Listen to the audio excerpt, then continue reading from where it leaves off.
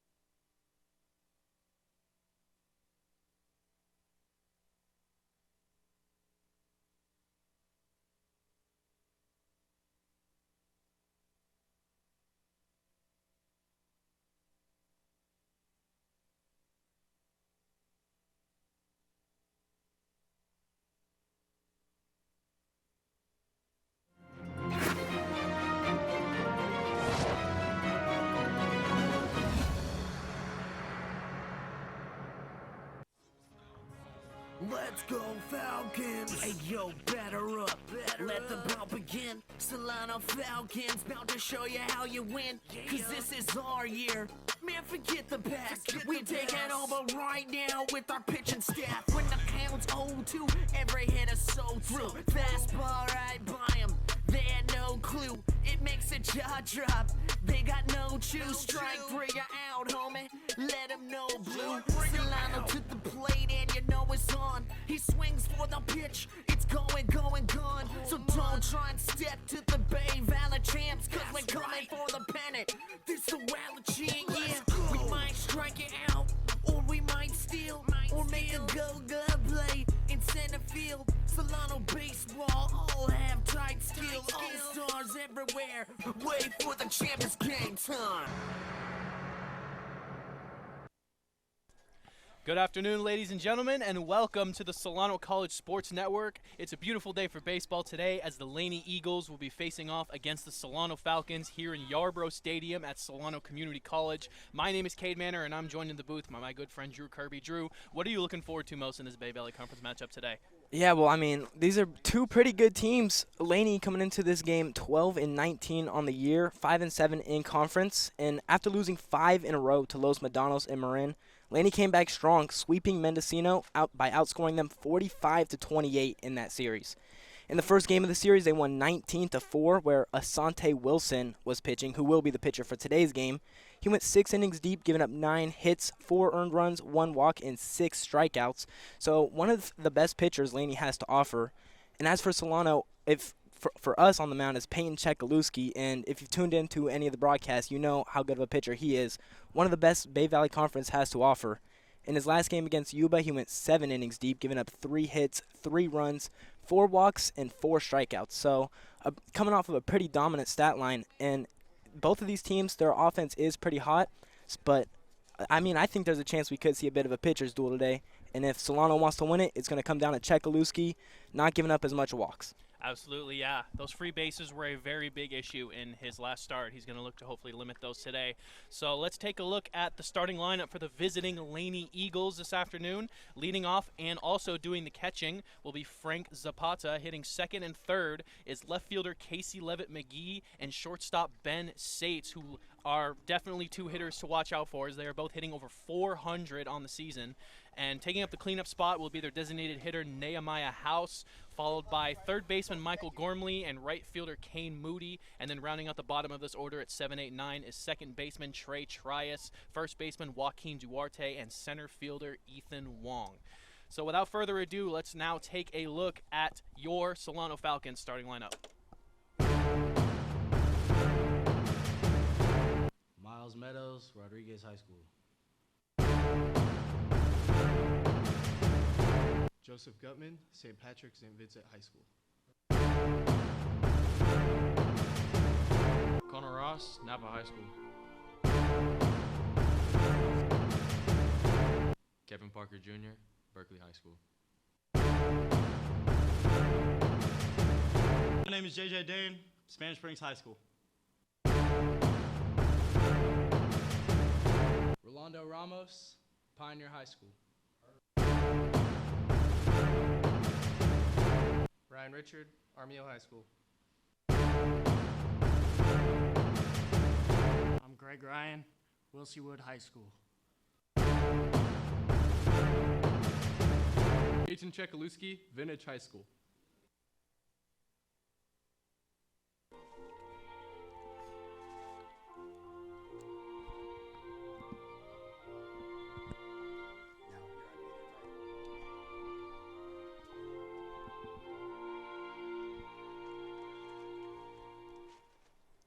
National anthem is wrapped up, and we're almost ready to get underway here at Solano Community College. As we mentioned, Peyton Chekaluski will be taking the mound for Solano this afternoon. Definitely their ace. 1.47 ERA on the year, 39 strikeouts in 43 innings pitched. As you mentioned, Drew, in his last start, we were there against Yuba. Won that game. He went 7 innings strong, but also gave up 6 free bases with 4 walks and 2 batters hit. Yeah, and that's really just the name of the game. I mean, if you could just limit those easy bases, I mean, you can't hit his stuff. We haven't seen really any team that's been able to hit what he has to offer. So, you know, make them beat you. And if you're Chekaluski, I'm sure that's what you plan on doing. And I think the biggest thing that he could do for today's game is just hit on that curveball. I mean, he's got some nasty off speed. So if that's going, he'll be good today. Absolutely. You can't defend against the walk. So you have to make sure that, you know, you're in the zone and you're throwing strikes. Say, Solano and Laney have already faced off one time this year. It was in March 8th where Solano won 8-4. Chekaluski also pitched in that game. He went 5 innings, giving up 3 runs, struck out 4, and walked 2. So we'll look to see if this Laney lineup, maybe now that they've seen him a little bit, will be able to read him a little bit better, maybe put some balls in play. Yeah, it's all about how you adjust. You know, the second game is just that much more important. Yes, absolutely, and that's going to start at the top of their lineup. As I mentioned, left fielder Casey Levitt-McGee and shortstop Ben Sates, the 2 and 3 hitters, both hitting over 400 on the season, with Levitt-McGee having a .523 on-base percentage. Very, very impressive numbers from the top of this Laney lineup.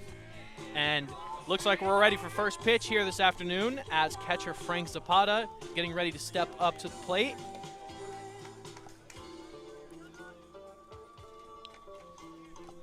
Frank Zapata, the catcher this afternoon, hitting .317 on the season.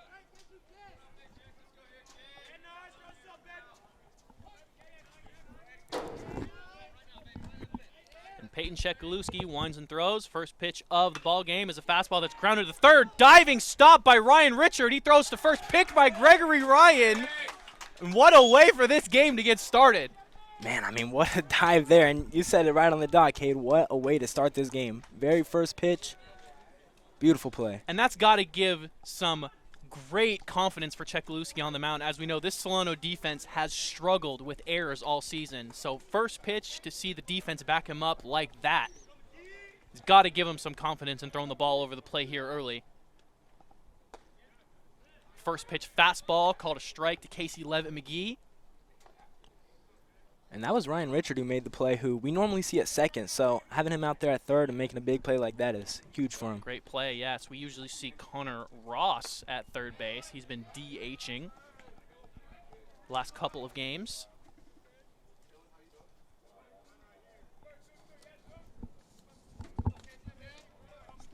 So another strike to Casey Levitt-McGee, and he's down a quick 0-2. Tries to go high with the fastball there, but misses high and outside. Ball 1.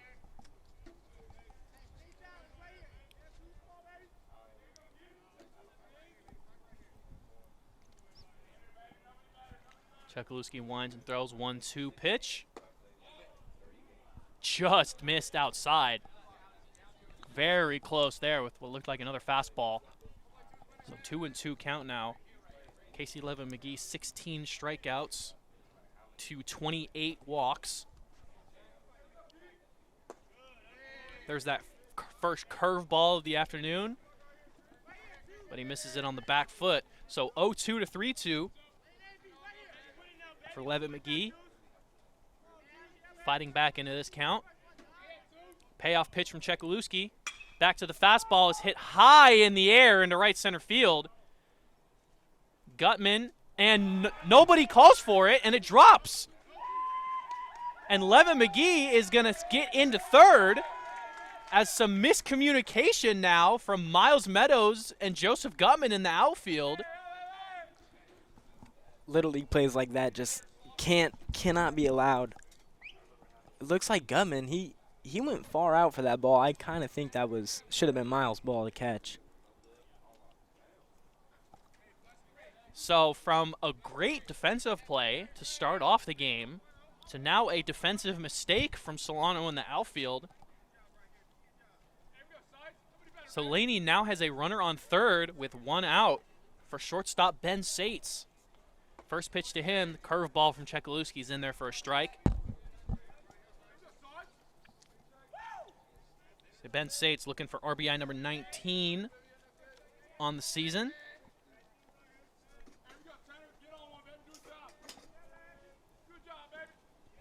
Chekaluski's 0-1 pitch is fastball cut on and missed on the outside corner. Nice pitch there from Chekaluski. Sped him up after the first pitch curveball. Sates was way behind it. So he gets behind another hitter. Quick 0-2.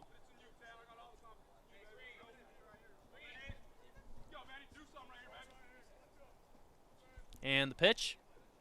Back to the fastball, but misses way outside. Easy take there for Sates. Sates hitting a very impressive 4.04 on the season so far. 44 hits and 109 at-bats. Chekaluski's 1-2 pitch is back to the curveball, grounded to the third baseman Richard. He's not able to handle this one. So Sates will trip rounding first base, so he'll stay there. Levin McGee will score from third, and Laney takes a quick 1-0 lead in this one after 2 back-to-back errors by this Solano defense.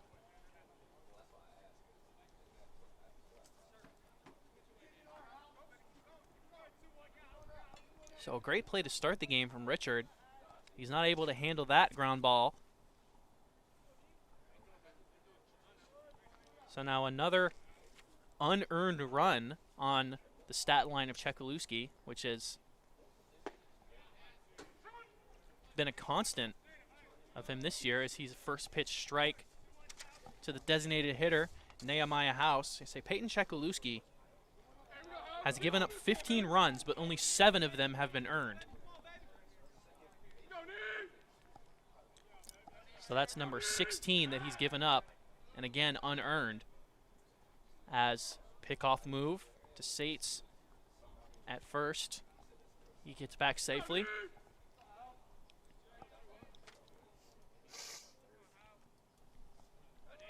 So 0-1 count to the designated hitter, Nehemiah House.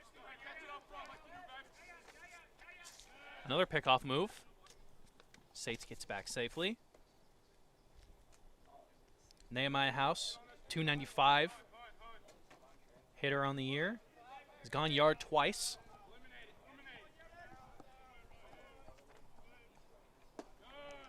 A 1 pitch. Looked like a breaking ball. Cut too far outside for a ball.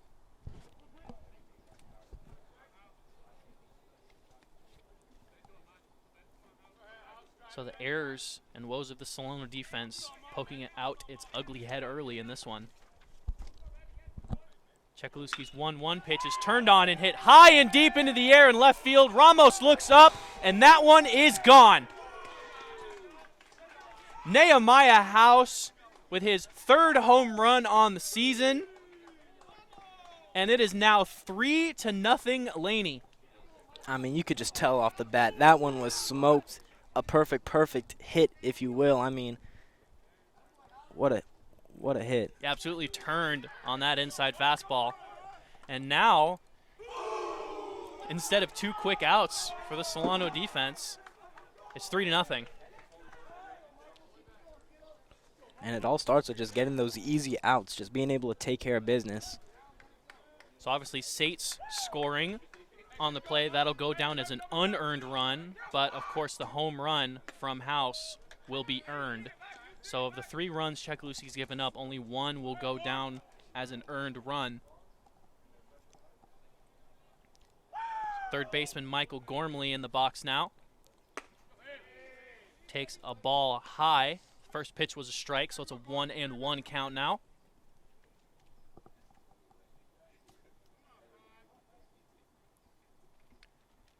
Chekaluski's pitch is swung on and fouled out of play down the third base side. Or it actually came back into play. Looked like it wasn't going to be playable. I figured so because it looked like Richard stopped chasing that one, but it ended up falling inside the stadium, foul. So instead of a second out of the inning, it'll be strike 2 to Michael Gormley, the third baseman. Gormley 3rd on this Laney team in batting average with a .323. Chekluski's 1-2 pitch. Tried to hit it inside corner with that fastball, but missed. 2-2 now.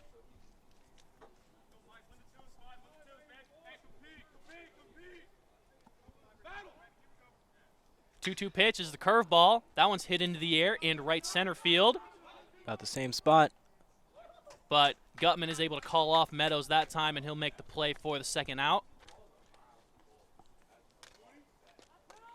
So you can't help but imagine Chekluski was clinching a little bit on that one, as that ball was almost hit in the exact same spot as Levitt McGee hit it. And they weren't able to communicate and make the play, but they do make that one. So 2 outs now. First pitch to Kane Moody is hit off the end of the bat to first baseman Ryan.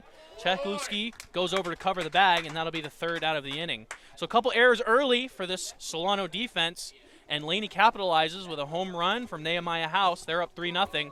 Let's see if Solano can respond in the bottom of the first. Hi, I'm Peyton Chekluski. Thanks for watching the Solano College Sports Network.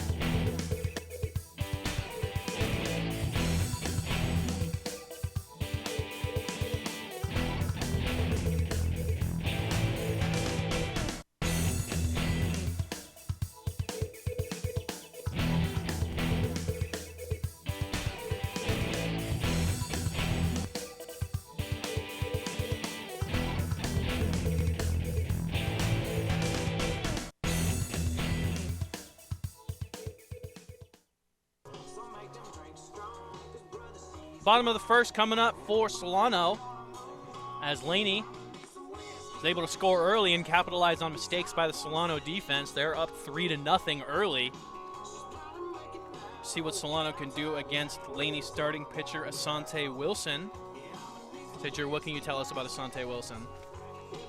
I mean, from what we've seen, he has some pretty good control. Like I said in the intro, only 1 walk in those 6 innings, something that a lot of Solano players can't do. So expect balls to be pounded in the strike zone.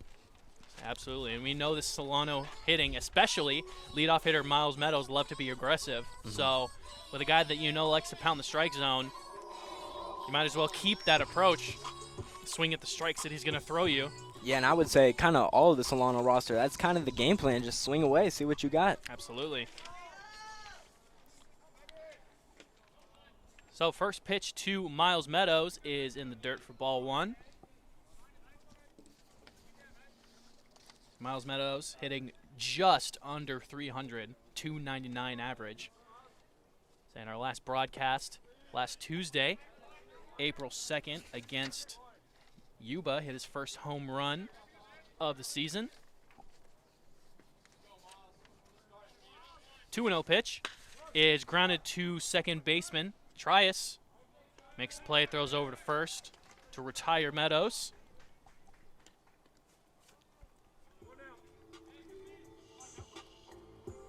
That'll bring up right fielder Joseph Gutman.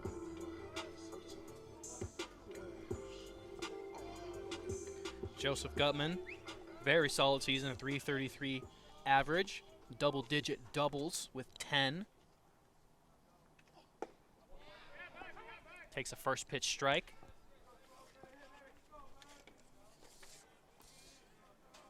Laney pitcher Asante Wilson, a 3.86 ERA on the season, as Joseph Gutman cuts and misses at that for strike 2.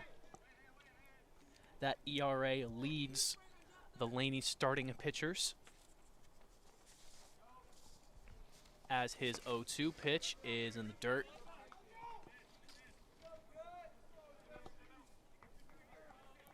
1-2 count now for Joseph Gutman. Absolute cannon in right field. As he takes that breaking ball outside. Good take there.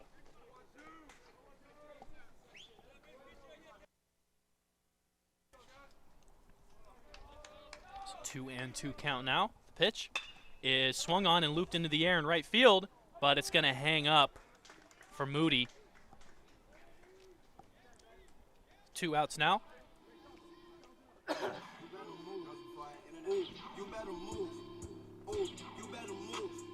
So that'll bring up the red-hot Connor Ross.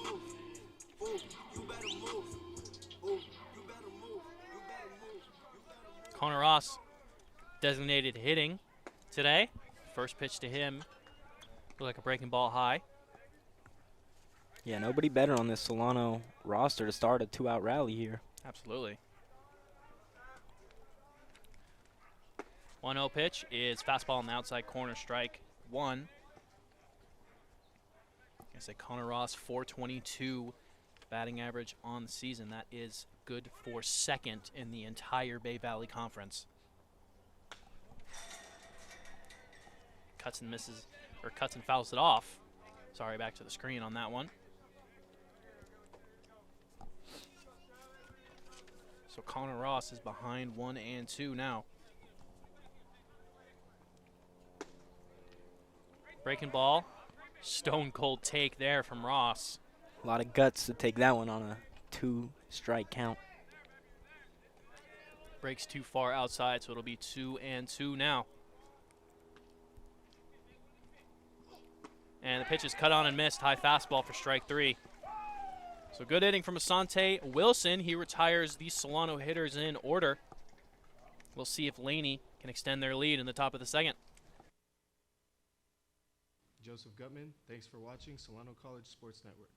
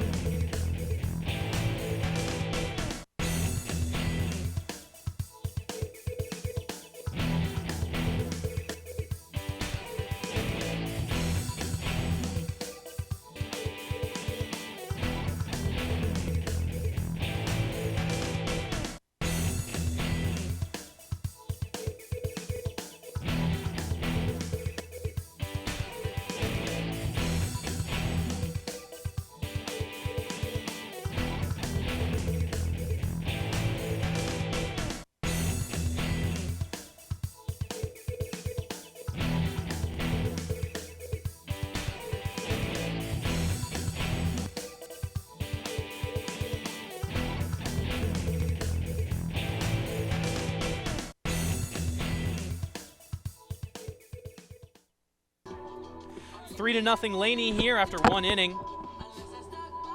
So they'll come up here in the top of the second and look to extend their lead as Solano's defense will be looking to bounce back after a couple mistakes in the top of the first that allowed Laney to score 3. Leading off the inning is second baseman Trey Triaz.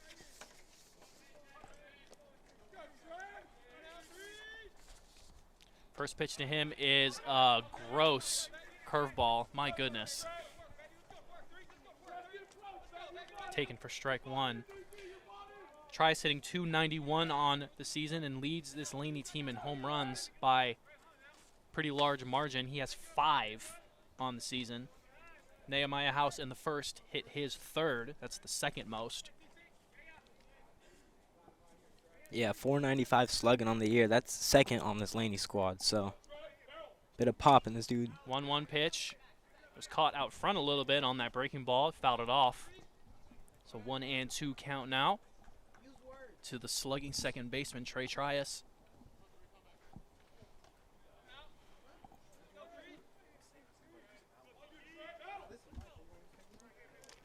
Chekaluski's 1-2 pitch is try to go on the hands with the fastball. Trias gets a piece of it to stay alive.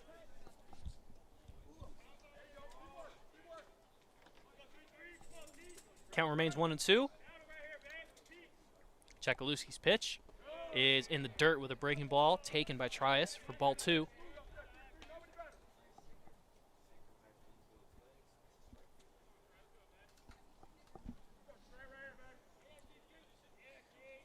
I say Trey Trias, 20 strikeouts to only 8 walks. As he rips that inside breaking ball, foul. 2-2 now. It's definitely a guy that's coming up to the plate and swinging the bat.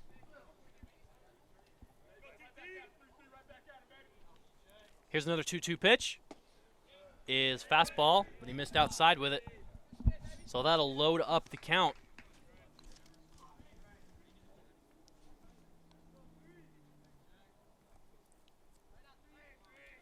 Here's the payoff pitch from Chekaluski. Got him with the fastball. So he challenged the slugging Trias, threw that fastball right by him for the first out of the inning. So that'll bring up the first baseman, Joaquin Duarte.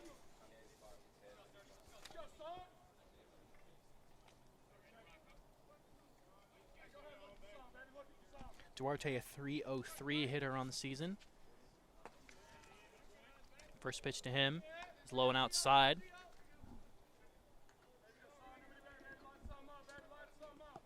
It's a .303 batting average for Duarte, but only a .355 slugging. So a lot of singles. As he has 23 hits, and only 4 of those are extra base hits, with those 4 all being doubles.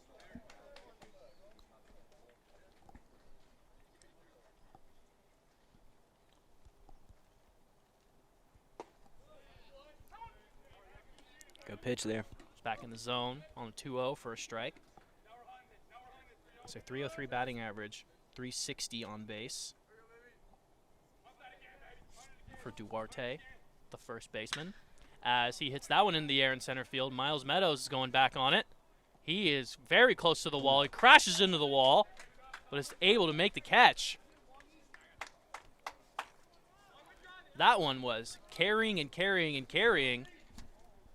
Yeah, almost thought we got a bit of a announcer jinx there. Could have been his 5th extra base hit of the year, but great play by Miles out there.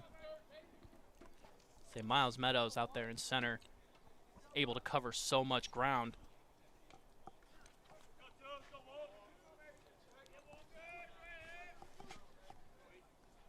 First pitch to center fielder Ethan Wong is fastball, too high.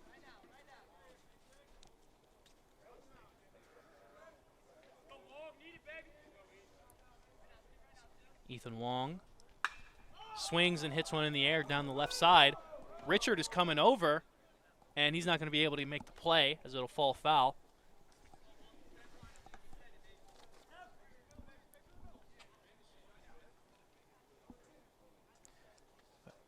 Ethan Wong, the only hitter so far really in this Laney starting lineup that's been struggling a little bit this season. He has a .225 batting average.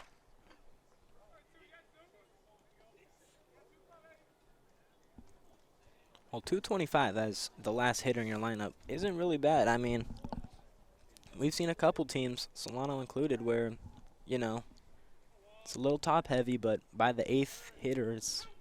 Nice breaking ball there from Chekaluski. Gets Wong to take for strike 2. Wong has a .321 on base percentage. So when you're on base, is 100 points higher than your batting average. That's a pretty good sign. Almost got Wong to chase the curveball there, but he holds up as it's in the dirt for ball 2.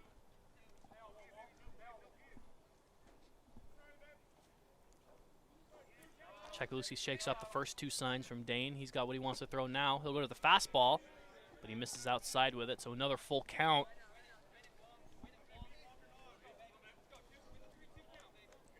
A lot of full counts for Chekaluski early on in this game. Payoff pitch is grounded up the middle. Sliding stop by Kevin Parker. A nice play. He'll throw to Ryan at first for the third out of the inning. So nice recovery inning from Chekaluski as he retires Laney's bottom of the lineup in order. Due up for the Falcons is Kevin Parker, J.J. Dane, and Rolando Ramos. Hi, I'm Brandon Delicato. Thanks for watching the Solano College Sports Network.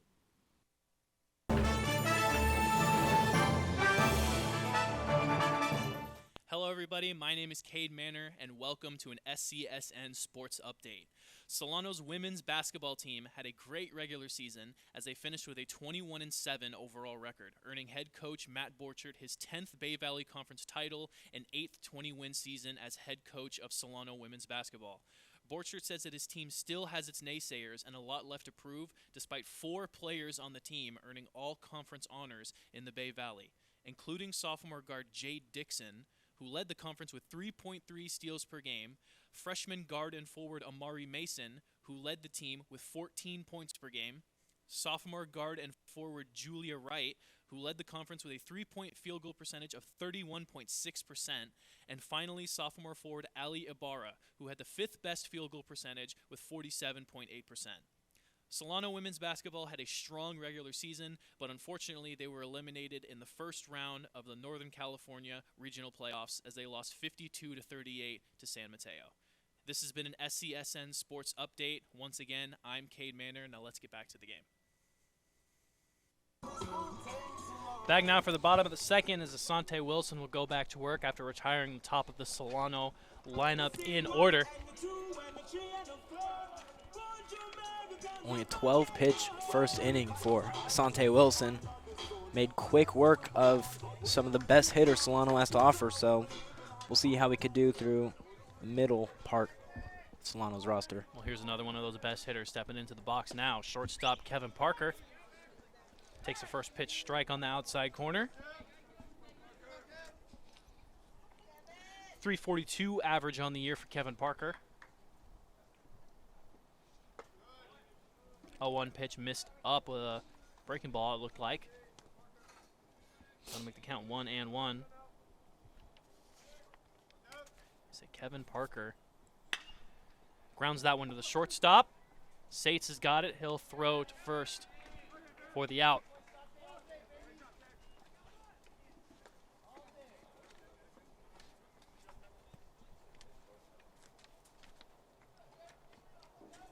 So to bring up catcher J.J. Dane. As I was going to say, Kevin Parker is the only Solano player besides Miles Meadows who has appeared in all 30 games that they've played this season.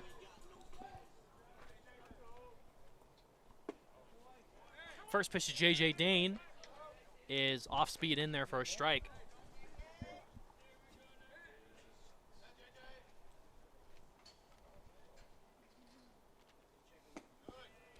Fastball on the dirt there, even up the count at 1-1.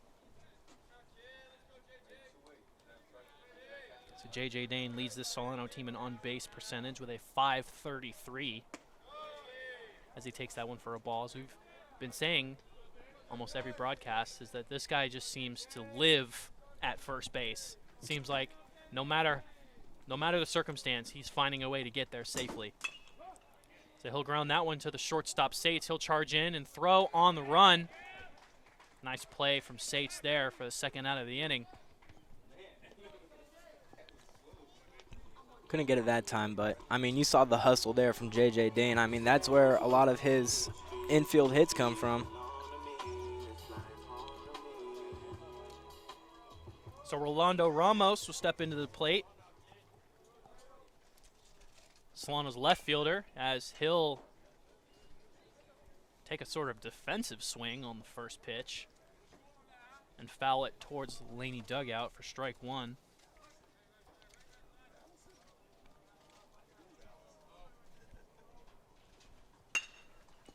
Ground ball to the second baseman, Trias. Fields it cleanly and throws it first to end the inning. So another solid inning from Asante Wilson. He gets 3 groundouts.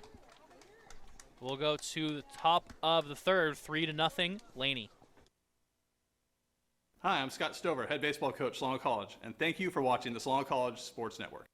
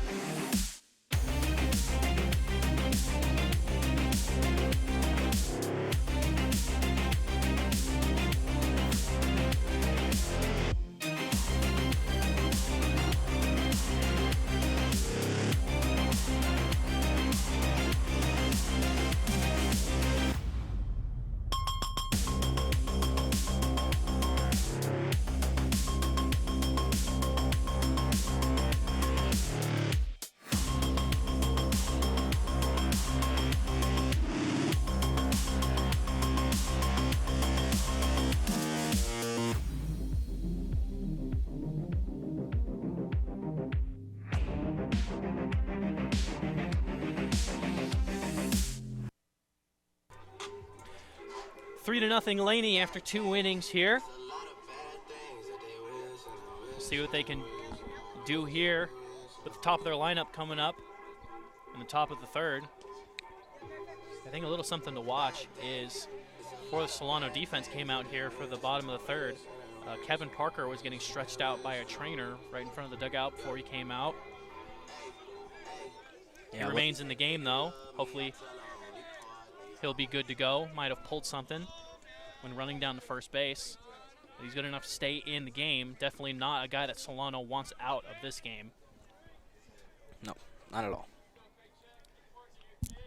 So leadoff hitter Frank Zapata will come up now. First pitch swing, pops it high into the air in shallow left center field.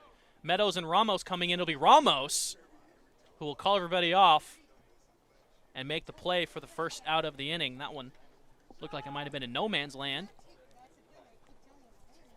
A little too close for my liking. Kind of thought that ball was going to fall through, just like the one in the first inning, but luckily someone was able to call that one off. Yeah, so I think in that situation, I mean, the center fielder's got word over everybody. Mm-hmm. So first pitch to Levitt McGee is lined into right field, but caught by Gutman. So 2 very quick outs to start this inning for Chekaluski.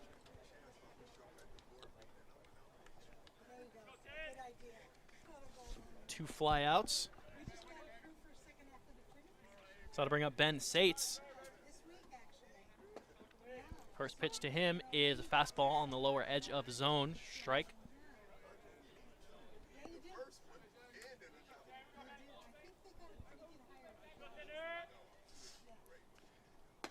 The 0-1 pitch is up high for a ball. So Sates reached by error his first at bat.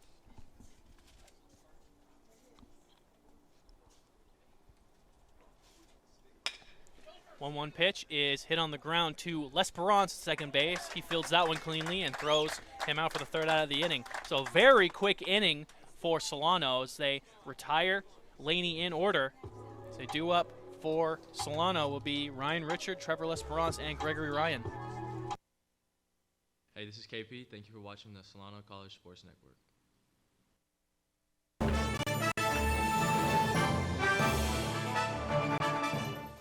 Hello, my name is David Bailey, and this is your SCSN update. The Solano Speech and Debate team has their speech night coming up on March 21st. During the event, there will be a vast demonstration of speeches, oral interpretations, and debates. The event will take place from 4 to 5:45 p.m. in the theater building on the Fairfield campus, and the doors will open at 3:30. Speech night acts as a fundraiser for the 2023-24 season, and there is a suggested donation amount of $5, and children 12 and under will be free. So, if you're interested in hearing some great speeches and supporting the speech and debate team, come out and watch them on March 21st. Once again, doors open at 3:30, and the event will take place from 4 to 5:45.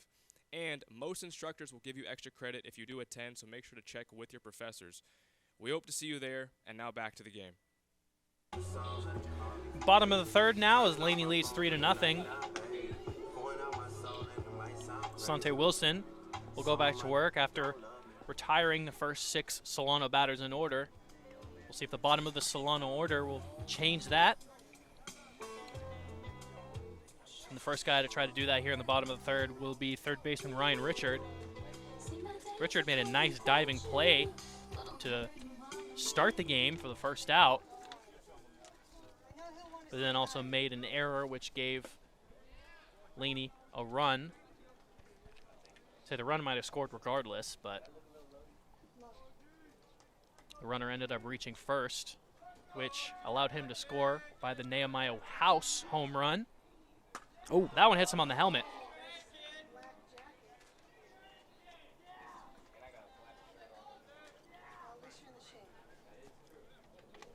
I'm sure that caught him off guard, but so they're going to come check on him, as it's customary to check on anybody that gets hit in the head area.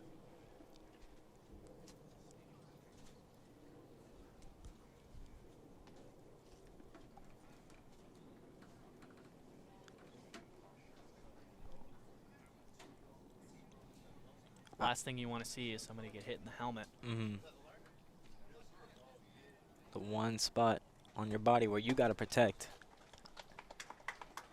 Everything else will repair itself, but something happens to your brain, you're done. Still jog down to first. Looks like he's all good. So, first base runner of the game for Solano. And you know, that's a big at bat. Getting someone on base with no outs and top of the lineup coming up. So Trevor Lesperance squaring around a bunt. He'll pull back, but it'll be a strike. And so we know that's something that the Solano team loves to do, is bunt guys over. They are a very, very good bunting team, and they do it a lot. But Lesperance is not able to get that one down. So he'll have to do it swinging the bat now with 2 strikes. And it comes with its own pros and cons. I mean, like you said, they are a great bunting team, but they find themselves down 0-2 attempting to bunt a lot. And now Trevor Lesperance, he's going to have to find a way to get on base in a tough count. Pickoff attempt to Richard at first.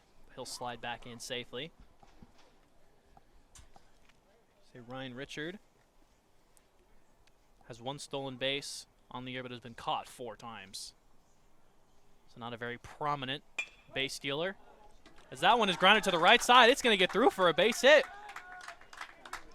So Lesperance not able to get the bunt down, but he does something even better, is he does it with the bat. And you would imagine here that they go right back to it. Call for first baseman Gregory Ryan, who leads the Solano team in sacrifice hits with 9 to get this bunt down and put guys on second and third with only 1 out for the top of this Solano lineup. I'd almost guarantee it. As the first baseman Duarte is already in. There's the square of the bunt from Ryan. He puts it down the third base side beautifully. Beautiful. And he throws it into the right field. So it'll get away. So Richard will score. Lesperance to third, Ryan to second. And that's exactly why you do it.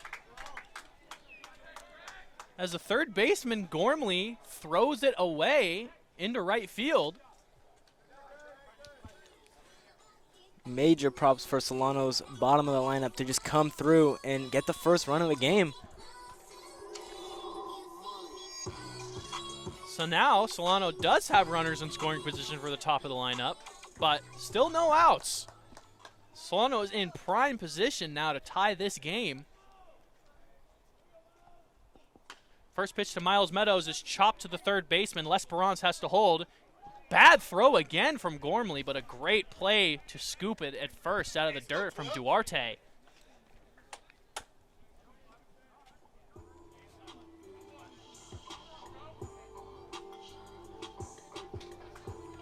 Duarte probably just saved at least 1 run, maybe even 2, scooping that bad throw out of the dirt. So now Joseph Gutman will look to get the job done. Another first pitch swinging, but it's fouled out of play. Strike 1.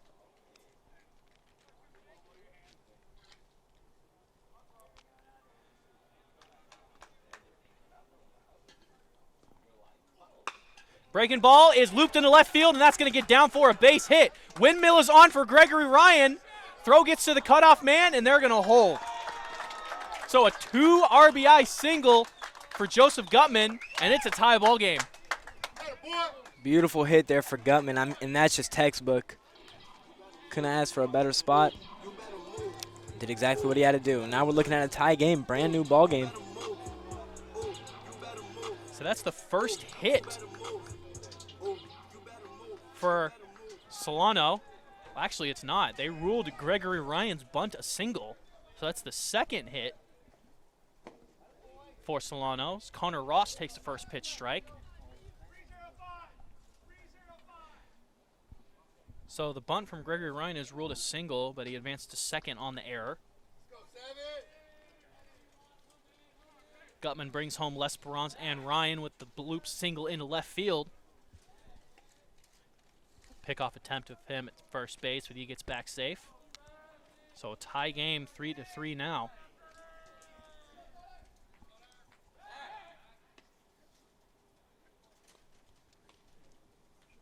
Another pickoff attempt. He'll get back safely.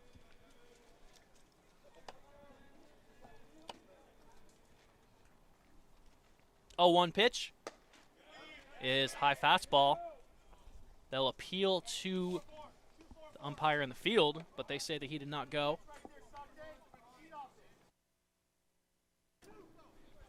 So a 1-1 count now for the designated hitter, Connor Ross. Struck out in his first appearance. They'll pick off to Gutman again. He'll get back again. Definitely keeping him honest at first base.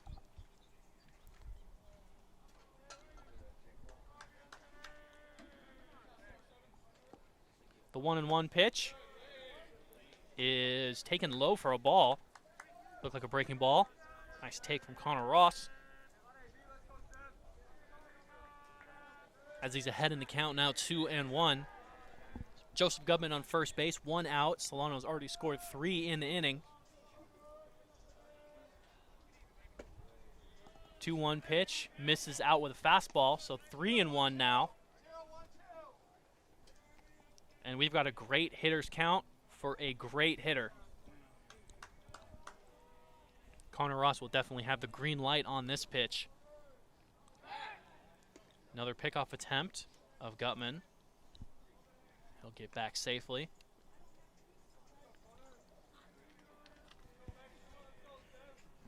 Say Wilson definitely doesn't want him going anywhere. High fastball, took a big cut at that one.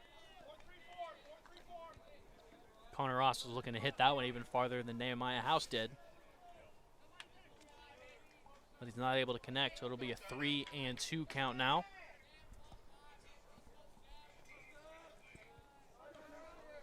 The payoff pitch. He takes the walk. So Gutman was running on the play, but Connor Ross takes ball 4, so he advances regardless. So now runners on first and second with 1 out for the shortstop, Kevin Parker.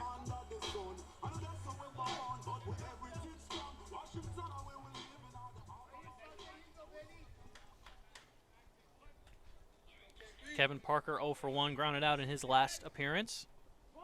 As he'll square to Bunnan, he'll get one down the third base side, and it's unable to be played again by Gormley.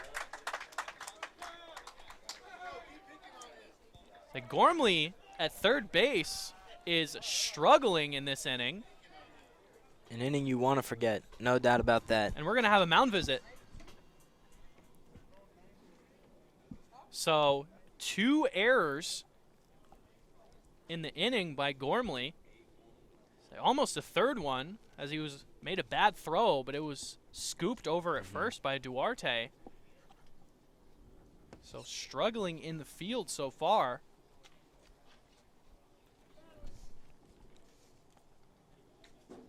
And now bases juiced with J.J. Dane up to bat.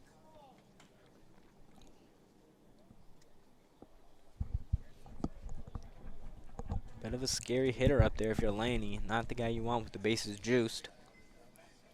J.J. Dane with 18 RBIs on the season. He's looking to get into the 20s in this at-bat.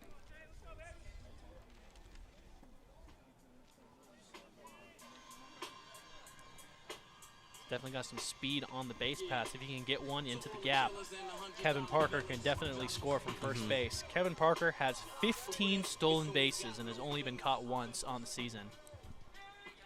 Kevin Parker is about as close as you can get to a real 5-tool player. As J.J. Dane is going to get hit by a pitch, and that's going to bring home a run. That's a very painful RBI. But J.J. Dane is about as tough as they get. Yeah, and like we said earlier in the broadcast, a .533 on-base percentage. J.J. Dane does whatever he can to get on base, and right there, I mean, that's as free of an RBI as you'll ever get. So Solano now will take the lead on a hit by pitch with the bases loaded, so a 4-3 ball game now. So Rolando Ramos will step up to the plate, and they've already scored 4, and they're still in great position to score more with the bases loaded and only 1 out. As that one is grounded back up the middle, a nice play by Sates. He'll flip it to Trias at second, and a brutal double play,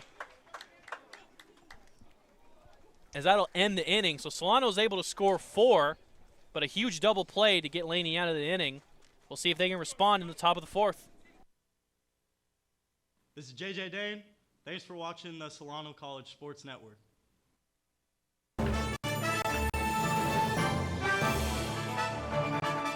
Hello, my name is Drew Kirby, here with your SESN update. Solano boys basketball season is finally over, finishing the year at 7-21 and 5-11 in conference play. The Falcons had their fair share of highlights throughout the year, as the starting point guard Justice Wilson finished the year 2nd in conference points per game, just hitting the 21 mark, as well as all-conference freshman and all-conference team. Alongside him, Abram Bennett, who finished with 11 rebounds per game, the most in the conference. Despite the shaky year, Solano went out with a bang in their last home game of the season as they beat Napa 107-102 in an overtime game. Jaquez Jones, a member of the all-conference defensive team, came up big in that game, including a game-tying three-pointer to give Solano the momentum. Overall, a season with many highs and lows, and one for the players to remember. With that being said, back to the game.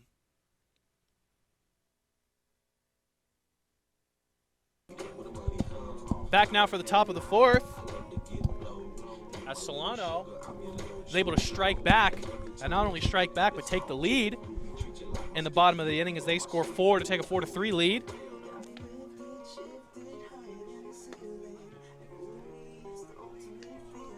So Chekaluski now,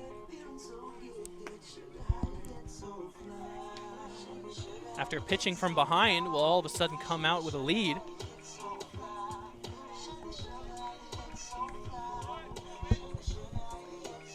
And I mean, we know Chekaluski is comfortable pitching when he has the lead. We saw in the last game, after Solano went up 2-0 early on, Chekaluski just looked comfortable out there. And Yuba just didn't really have anything for him. So leading off the inning for Laney will be designated hitter Nehemiah House. Grounds that one to Kevin Parker at short. Easy play, throw to Ryan at first to retire Nehemiah House for the first out of the inning. I say Nehemiah House, despite the 3 runs from Laney, has the only hit. It was a big one, though. It left the left field wall by a pretty big margin, but Chekaluski wins the battle that time. First pitch is high to third baseman Michael Gormley, who's looking to do something at the plate after struggling in the field in the last inning. So he'll take a strike there.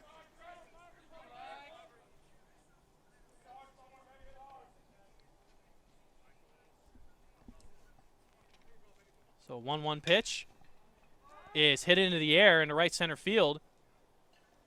Meadows is coming over, and he's not able to make the play. He'll drop into right center field. Gormley is going to get to third. And another mistake from the Solano outfield puts it Gormley on third base. And that's costly. I mean, a triple with only 1 out. Eagles primed to make a tie game.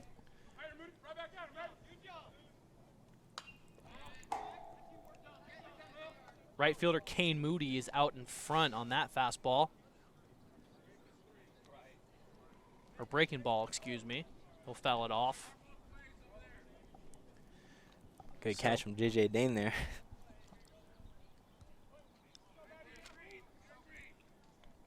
So 0-1. The pitch is in the dirt. Dane does a great job keeping it in front so Gormley can't go anywhere. So in the score box, Gormley is only given 1 error, but basically almost made 3. As Moody takes strike 2. So he made a bad throw to first, but it was scooped by the first baseman. And then the bunt by Kevin Parker that he wasn't able to field, they actually ruled a single.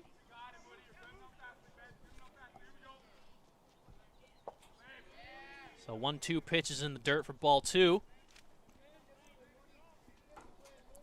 So a lot of defensive mistakes from both sides in this game. Definitely not something that you want to see as the pitcher. As that breaking ball will miss outside, and it'll load up the count.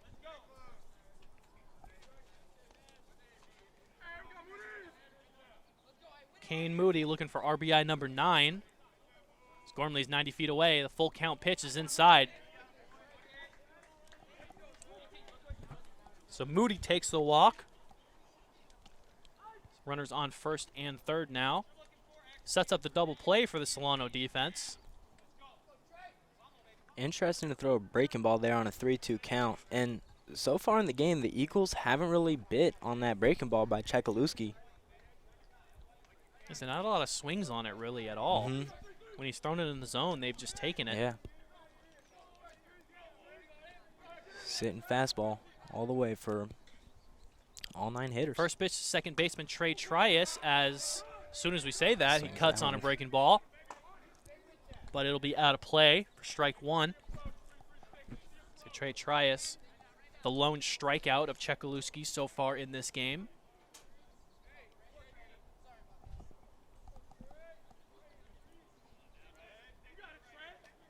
And he's already down 0-1.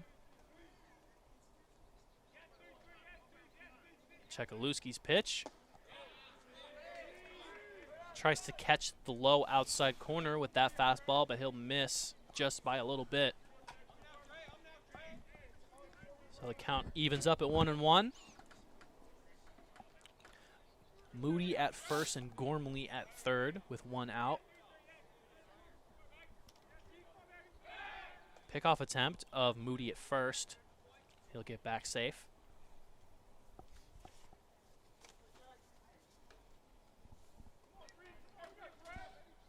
Kane Moody has 3 stolen bases, but has been caught stealing the same number of times.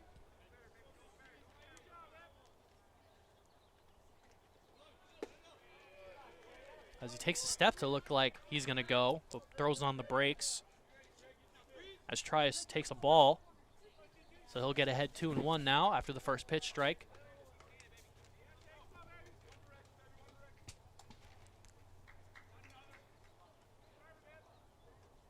The 2-1 pitch is big swing and a miss from Trias on a high fastball. So that'll even up the count again at 2-2. Swinging out of his shoes on that one, looking for his 6th homer of the year. He was definitely looking to follow in his designated hitter Nehemiah House's footsteps on that one. As another pickoff attempt of Moody at first. But once again, he will get back safely.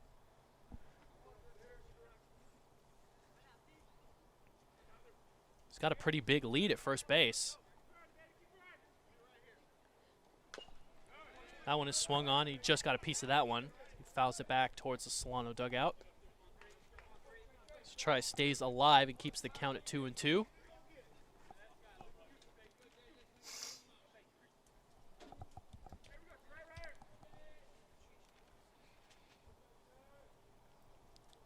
Moody again with a pretty decent lead at first base.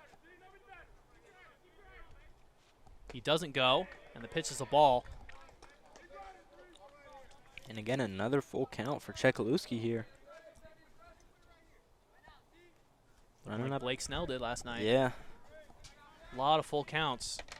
Yeah, not the debut I wanted, especially against one of the worst teams in the league.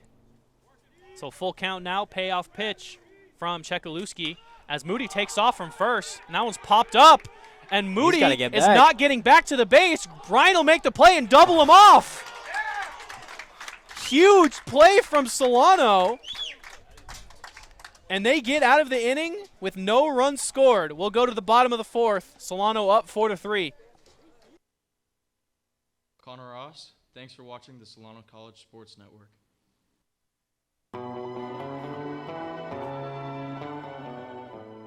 367 with 1 homer, 18 RBIs, senior year. This one smoked, Gapper. left center. Somebody's going shopping at the gap. Gets all the way to the wall. Speeney, stand-up double. Here comes Wills, played the plate, he's in, he is safe, and the Falcons are going to win this game 7-6. Oh my!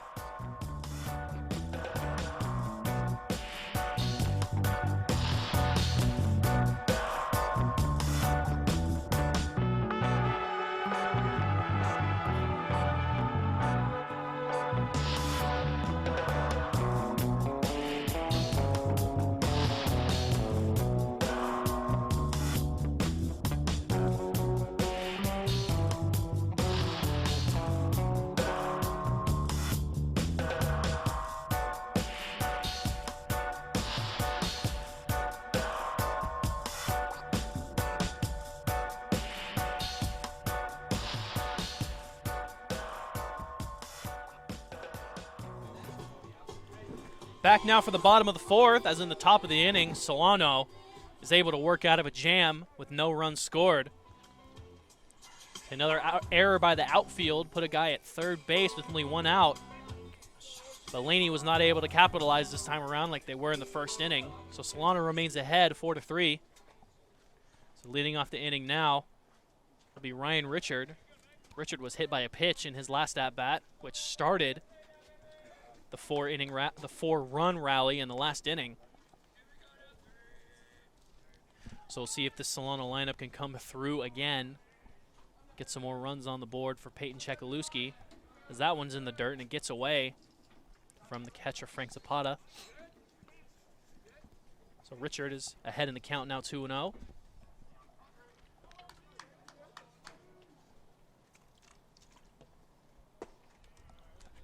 Three and 0 now.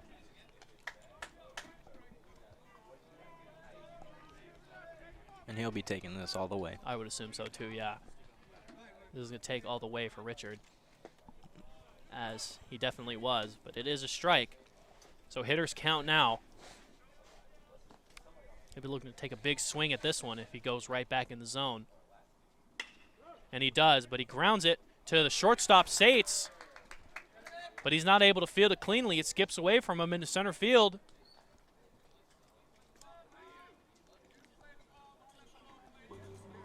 So a very sloppy defensive game from both sides,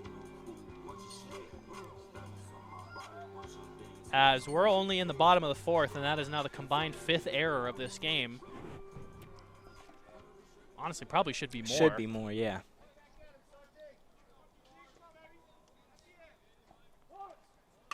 Les Barnes is going to pop that bunt up. It's going to still get down, though. So Ryan Richard is caught out in no man's land, as with the bunt popped up in the air, he has no choice but to freeze.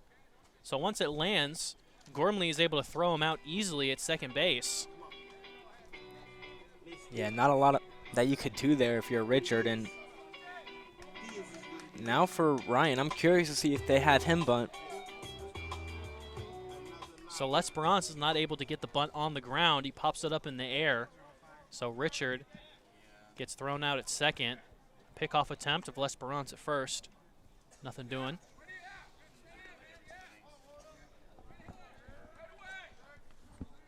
So first baseman Gregory Ryan doesn't show bunt on first pitch. He'll take a ball.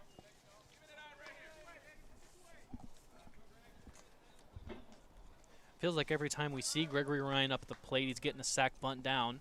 He's done that very well for the Solano team, as he fights that one off foul.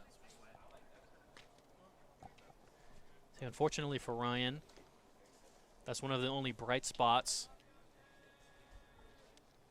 at the plate for him this season, is he's only hitting 184. Did go 1 for 3 in their last game, though, with an RBI. That one's chopped to the right side.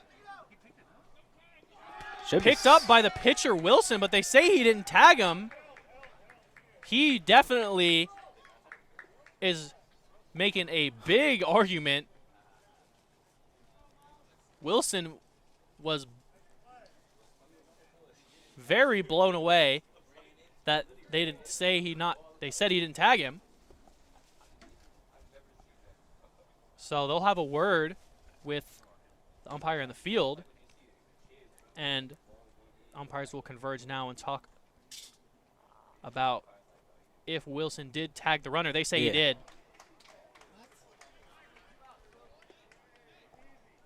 So they reverse the call. Gregory Ryan will be called out on the tag. And so it was a very weird play. It was a chopper down the right side. And Wilson basically picked up the ball. And right when he picked it up, Ryan was right next to him. Curious to why they originally called him safe, though. Guess they just didn't see that tagged him. So L'Esperance will advance to second. So 2 outs now for the top of the Solano order, Miles Meadows. Meadows is 0 for 2 with a strikeout.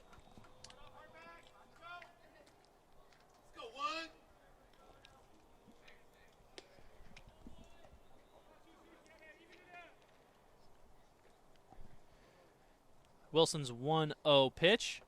He's checking back to L'Esperance at second. He'll make a pickoff attempt. L'Esperance will get back.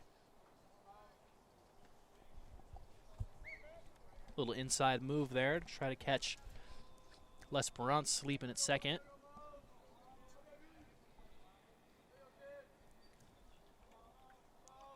One 1-0 count to the Solano leadoff hitter. That one is turned on and hit hard on the ground but foul.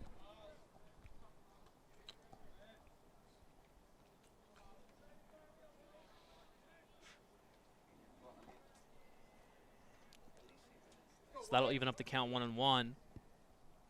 Meadows was ready for the fastball. Just couldn't keep it straight. Another pickoff attempt of L'Esperance at second. The throw gets into center field. That was a decent throw. That probably would have been close. They're actually going to call interference. They're going to say that Trias interfered with L'Esperance being able to get up from the slide, and they're going to give him third base. I've yet to see anything like that so far. So fielder interference is called. L'Esperance gets third base. So now all Meadows needs is a base hit to get L'Esperance home. With 2 outs, if Meadows did get a base hit, they were going to send him home anyway, so. It's not a huge 90 feet, but it is still 90 feet regardless. It could very much mean the difference between scoring a run and not scoring a run if it's, say, like an infield hit. Yeah. So 3-1 count for Meadows. He'll walk. Good at bat from Meadows there. And that's now his 10th walk, so just now getting in those double digits. So definitely a very aggressive leadoff hitter. So that'll bring up Joseph Gutman. Gutman has already had 1 big hit in this game. He had the 2 RBI single, in the left field to tie the game.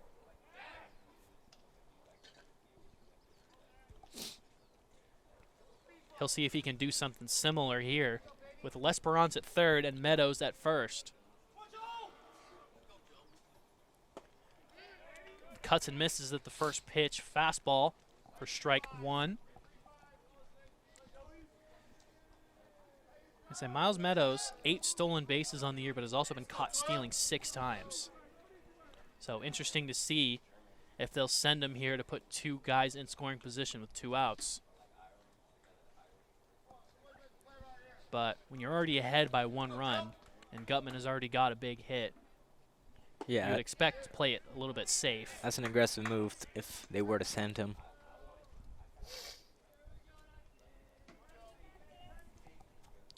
So Gutman has already come through once. Why not again? It's a 1-1 count.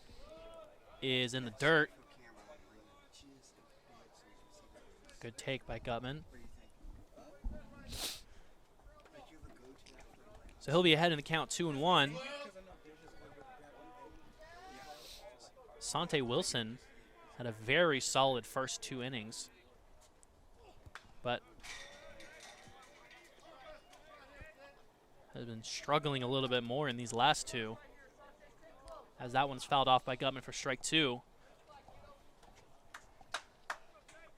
Solano worked out of a jam in the last inning. Wilson is 1 pitch away from working out of one himself, as Meadows goes, and it's swung on and hit into right field, but it is right at the right fielder, Moody, and that will end the inning. So just as Solano did last inning, Laney's able to pitch out of a jam. We'll see what they can do with Duarte, Wong, and Zapata due up in the top of the 5th. Hi, this is Payne Harris. Thanks for watching the Solano College Sports Network.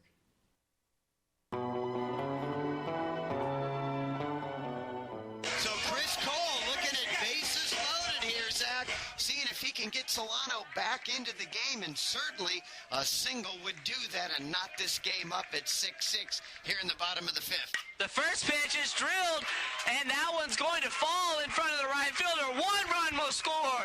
Pavesi right behind Hernandez. 2 runs will score. As Chris Cole able to get a 2 RBI single to tie this game up as the score is 6-6, and Ruben Perez was able to get all the way to 3rd. So Solano, boy, just coming right back after having the lead 2-0, then falling behind 6-2 here in the bottom of the 5th. And just like we talked about, Zach, with Todd Morris and Josh Sheridan and Sal Hernandez up early in the inning, setting the table, getting on base and leading up to the big power hitters, Pavesi and then Ruben Perez and Chris Cole, all coming through with big-time hits to get this game tied up at 6-6.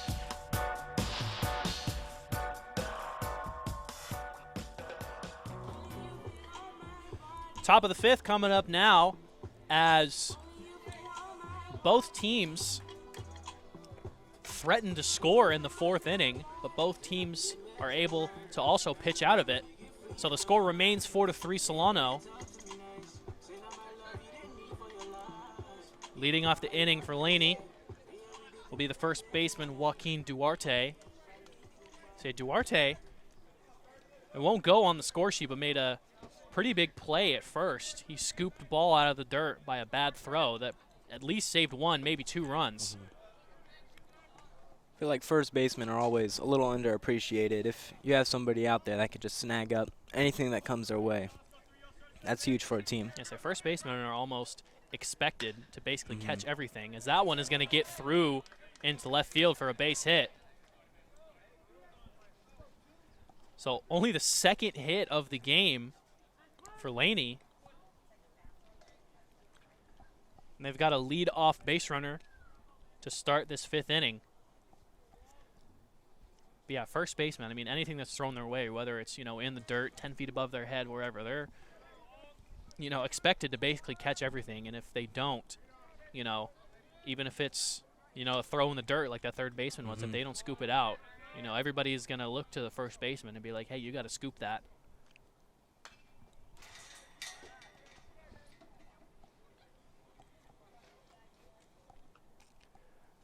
First pitch to Ethan Wong is swung on and fouled back for strike 1.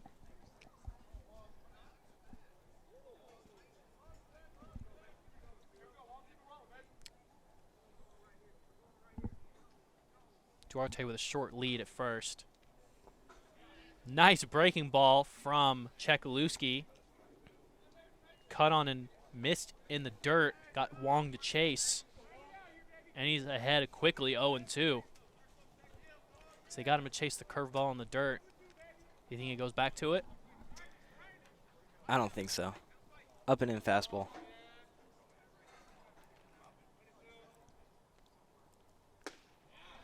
It was a fastball, but he misses out with it. Pretty easy take for Wong. So that's not where you want to put that as a pitcher. Say in these 2 strike counts, you want to throw what's called a competitive pitch. And that's not a competitive pitch. This is an easy take for Wong. So 1-2 now. Back to the breaking ball. Wong's able to get a piece and foul it off.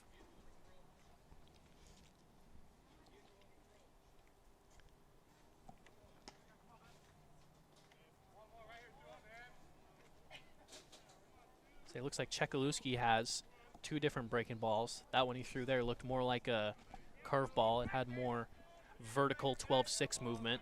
But I know he also has got more of a sweeper, a slider with more horizontal movement. We'll try to go back to a high fastball there, but he'll miss. So a 2-2 count now.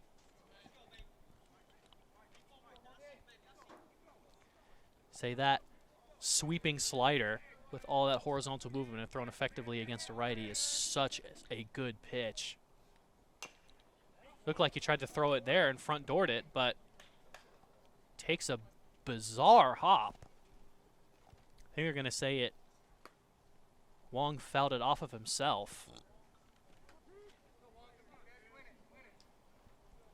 So the count will remain 2-2.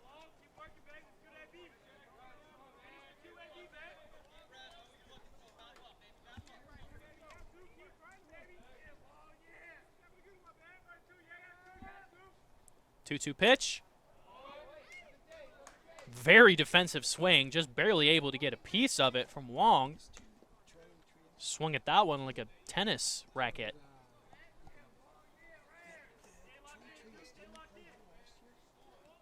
Wasn't really looking to hit the ball anywhere that one. He was just trying to stay alive. And he does just that. Count will remain 2-2. Got to get this out here. Top of the lineup coming up for Laney. Here's another 2-2 pitch. Is fastball in the dirt. So 3-2 now. So we've been saying a lot of full counts. But these Laney hitters aren't going down easy.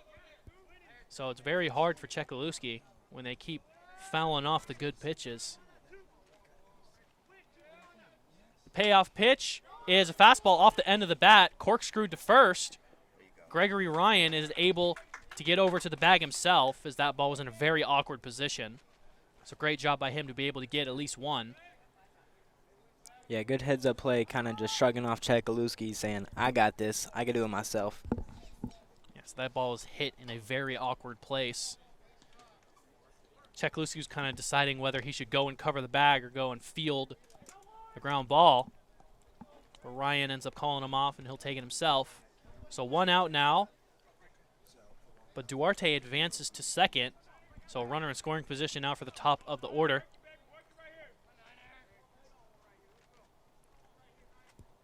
So it'll be catcher Frank Zapata.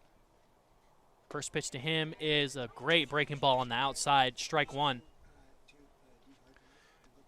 Frank Zapata is 0-for-2 in the game so far today.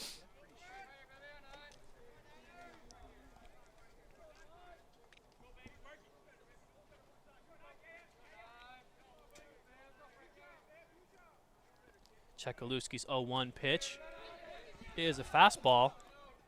Mishandled by Dane, but Duarte doesn't go anywhere.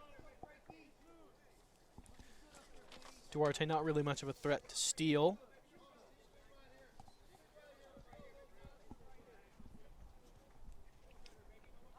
So 1-1 count now. Frank Zapata.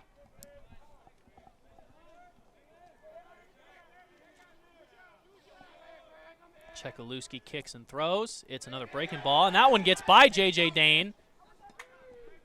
So Duarte will easily move up to third. And now, Frank Zapata doesn't even really need a hit to tie up this game. That's a huge 90 feet. As J.J. Dane was not able to keep that curveball in the dirt in front of him. He's usually a backstop back there. But that one gets by him. So a 2-1 count now. He goes back to it, and it's ground to the shortstop, Kevin Parker. Duarte is going to stay at third. Interesting decision to stay there. I mean, I think there's a chance he could have got home. Yeah, Kevin Parker, and I believe for the rest of the Solano middle infield was not playing in. He was very deep in the infield back there. But Duarte, maybe not a guy with that much speed, didn't believe that he had the speed to get to home, as Kevin Parker has an absolute cannon at shortstop. So, huge out number 2. So that'll bring up Casey Levitt McGee.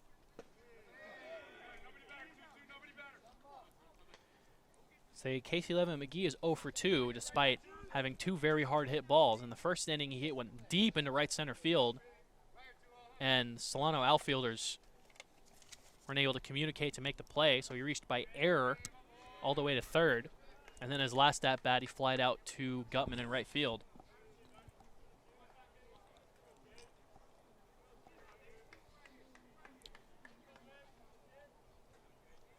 So 3-0 count. Chekaluski's got to get in the zone here, and he does for strike 1.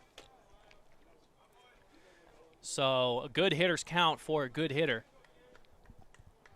We'll see if Chekaluski ups the throw here. 3-1 pitch.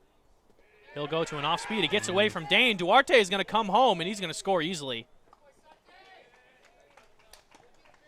So that's going to tie the game on another wild pitch.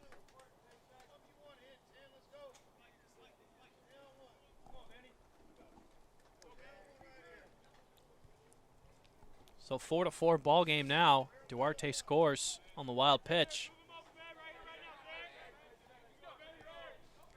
So Ben Sates, the shortstop, up to bat now. Ben Sates is also 0 for 2.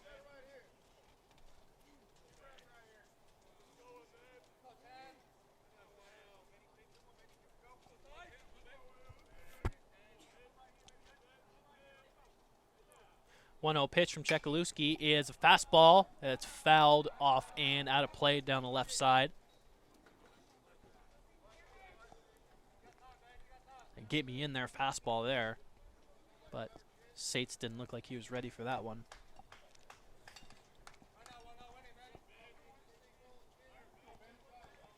It's the 1-1 count now. Levitt McGee with his lead at first. 1-1 pitch is another fastball hit into left field, but it is right at Rolando Ramos, and he'll make the play for the third out of the inning. So Laney is able to score 1 and tie this game up after a couple pass balls. Let's see what Solano can do in the bottom of the 5th. Kyle Stafford, pitching coach. Thanks for watching the Solano College Sports Network.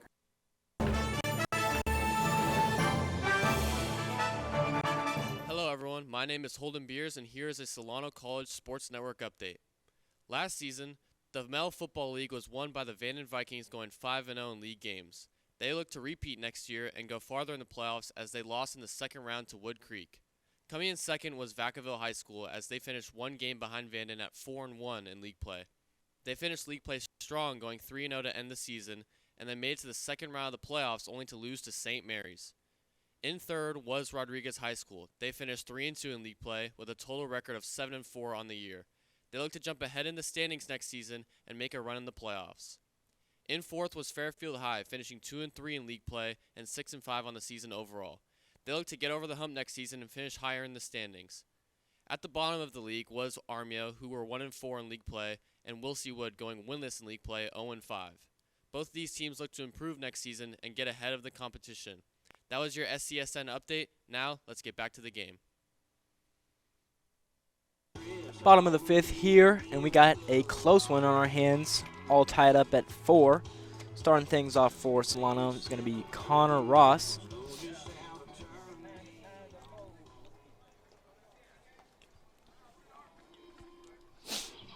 And Asante Wilson still on the mound. 4 earned runs, 2 strikeouts, 2 walks in 58 pitches so far. He's done a good job with the top of the lineup, but the bottom has come through to get a couple runs for the Falcons.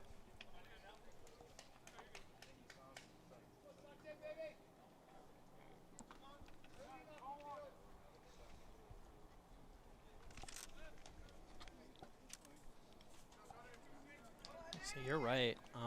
Asante Wilson has done a great job so far in this game, keeping the heart of this Solano order quiet. As Ross rips one a shortstop, and that will get through for a base hit.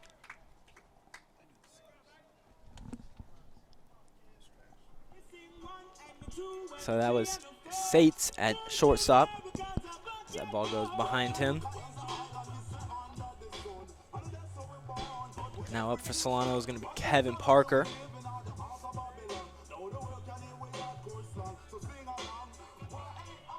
One for two so far in today's ball game. Quick pickoff attempt. And we've seen a lot of those today. More than normal. Say, especially in a close game like this, you know, you want to keep these guys close. You don't want any free bases.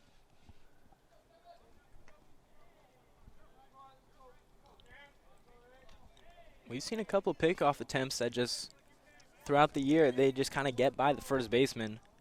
Very interested to see if we'll see that today. As Kevin Parker takes a ball. It's now 2-0.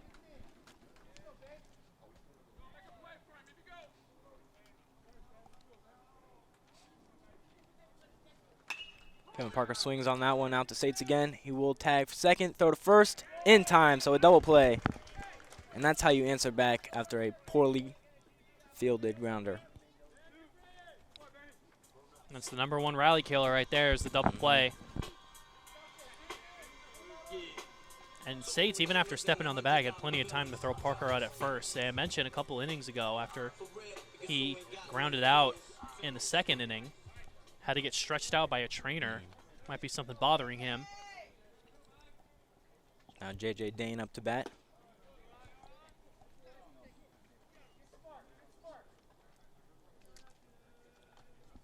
I say Laney had the bullpen going, but after that double play, sat him right back down.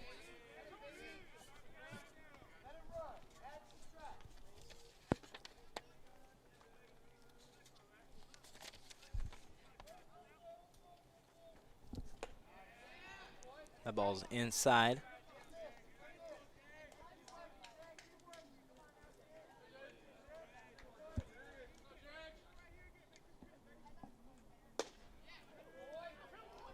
That time called strike, so 2-2.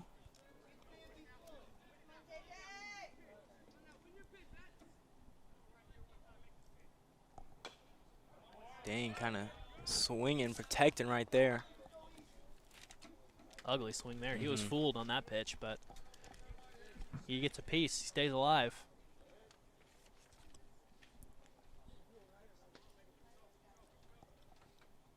It's a 2-2.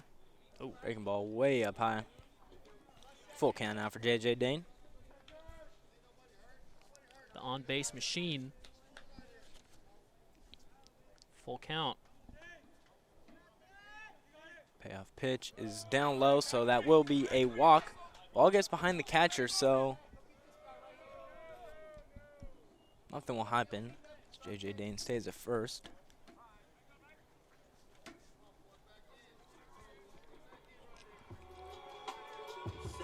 So J.J. Dane gets on base again, this time via walk. Will now bring up Rolando Ramos. Ramos, a .340 hitter going into today's contest, 0 for 2 so far. First pitch is up high for a ball.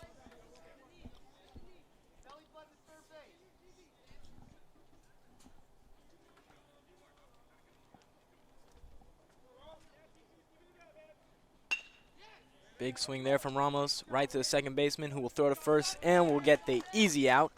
So that is going to be all for the Falcons. Coming up for the Eagles is going to be House, Gormley, and Moody coming up. Hi, I'm Dylan Tremmel. Thanks for watching the Solano College Sports Network.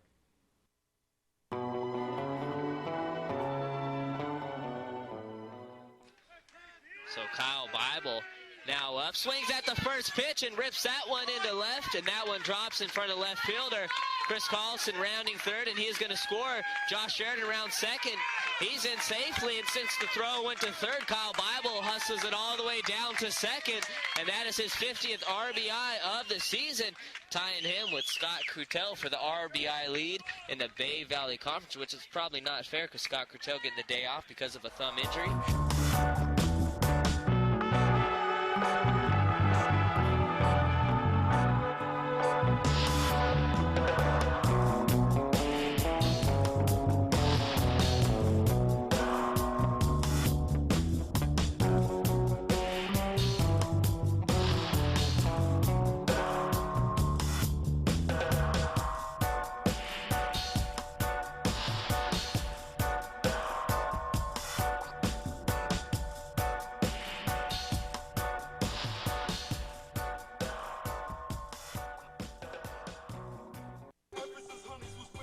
Top of the sixth now. Peyton Chekaluski still on the mound. Is getting up there in pitch count as he is going into this inning with 81 pitches. Shout out Kobe Bryant. Up to at bat though, Nehemiah House, who did get the best of him in their first battle. So he had to skyrocket out to left field. Chekaluski has been very solid. I mean, this Laney team only has 2 hits still. Yeah, no, I think he's pitched a great game today. I mean, a couple of mistakes, giving up the long bomb. But outside of that, I mean, he's been great. Just throwing a few more balls than you would like him to because of the high pitch count. But he hasn't had, I mean, the only guy that's made solid contact is the guy standing up at the plate right now.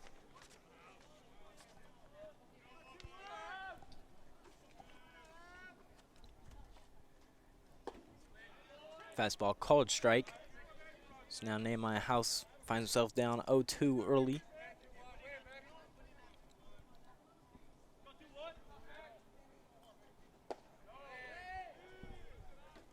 Bit of a different result there. Very similar pitch though. Tried to go back at it. This time called ball.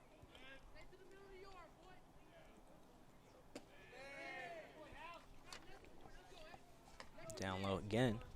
I say another breaking ball that Laney doesn't chase.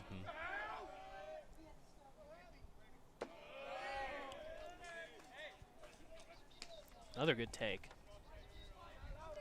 I say Chekaluski's still pitching a good game, but you know, with the low strikeout count, you think, you know, there's some days as a pitcher where your stuff is just not at 100%. That is going to be Chekaluski's second walk of the game. So definitely not throwing his best breaking stuff right now, as it is not really fooling any of these Laney hitters.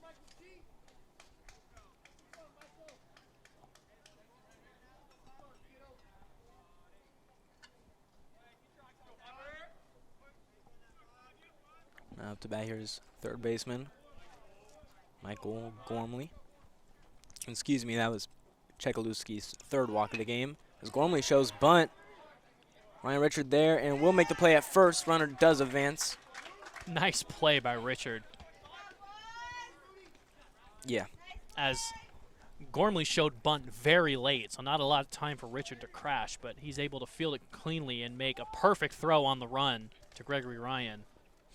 And he's been great defensively at third all game, really. Made a great play to start off the game. They had an error in the first, but yeah, it was a very hard hit ball. It was not an easy play to make.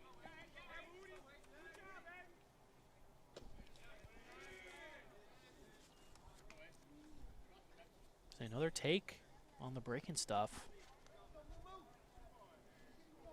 Laney is just spitting on it. 1-0 count for Moody.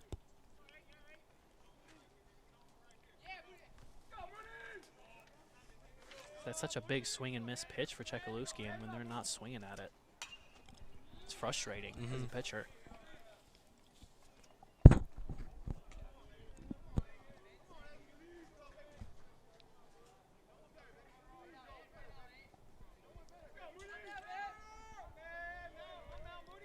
One count here for the 271 hitter.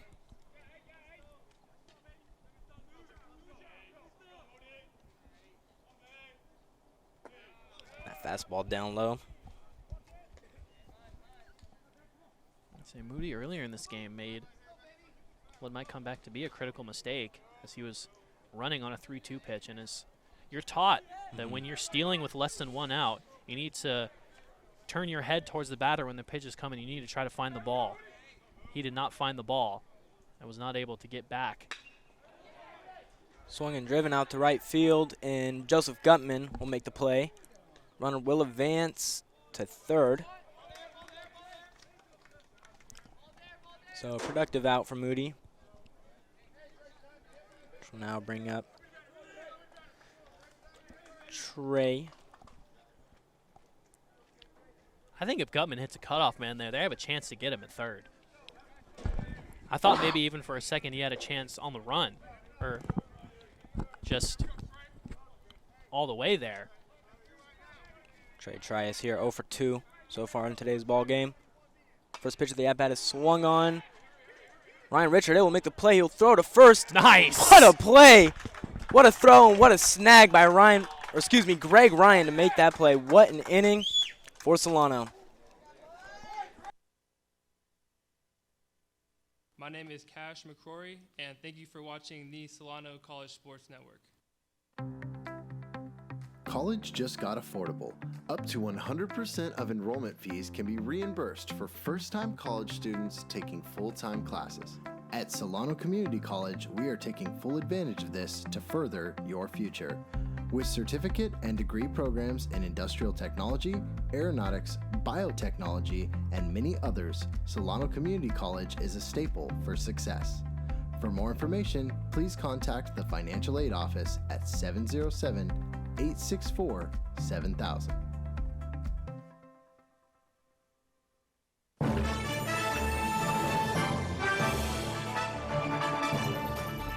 The exponential growth from the program from my first year to my third year now, that's what keeps me coming back and keeps me excited and just like fulfills me as a person. It's so impressive, and we every time we walk in here, you guys are doing something different. It's great. It's nothing but opportunities here, and we have sports to cover, we have the equipment. Because the more ambitious you are, the more opportunities you'll have. On-the-job training is huge. Get the hands-on experience. When someone asks who can do it, you can raise your hand and say, I can do it. So joining the class was the best decision I ever made. Starting things off at the bottom of the 6th, it's going to be a third baseman, Ryan Richard. Just came off of a great play out at third. Saved a run.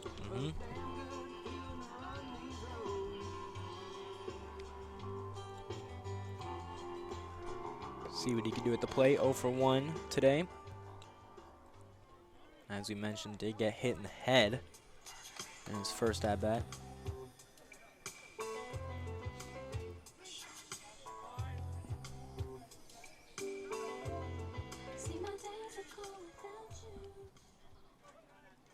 Sante Wilson still on the mound, sitting at 71 pitches. First pitch by him is swung on through the gap of both third and shortstop, and that is going to be a base hit for Ryan Richard.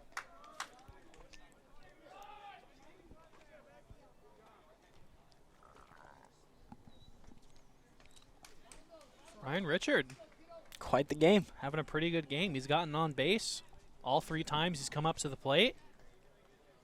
He's made some huge defensive plays at third base.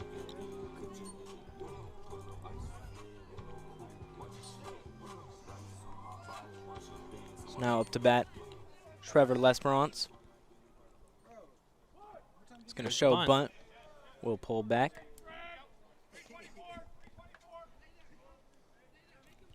So Trevor Lesperance in the 3rd inning after Richard was hit by a pitch. Wasn't able to get the bunt down, but was able to do it with the bat. Pickoff attempt. Not in time.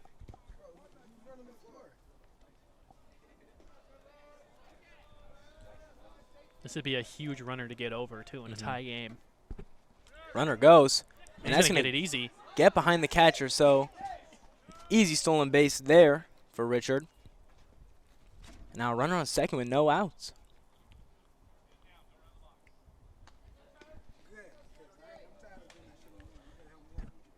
Now the question is, do you still bunt and try to get him over to third with only 1 out?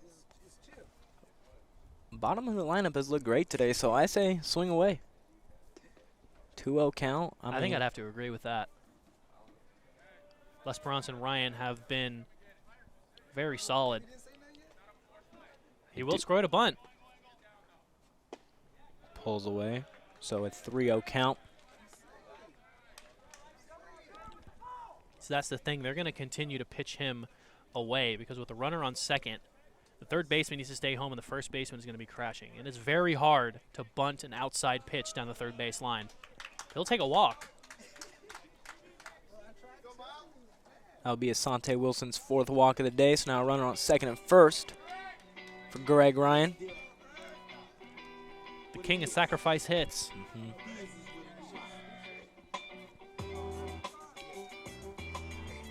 He's been able to get so many huge bunts down in key situations for this team. Ryan 2 for 2 on the day with an RBI. And now he's up to the plate with another chance to come through for the Falcons. And almost caught sleeping was Richard, but he was in time. And he's going to get an earful in the dugout after that one. You got to get dirty. Greg Ryan does show bunt. Perfect. And wow. Doesn't get much better than that. Are you kidding me? Single bunt for Greg Ryan, and that will now make him 3 for 3 on the day.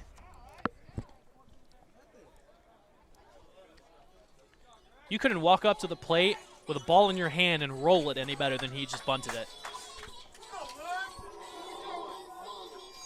Bases are loaded now with no outs for the top of the Solano lineup. Miles Meadows, he's been quiet today, 0 for 2. Despite being the leadoff hitter, does have 24 RBIs, the third most on the team.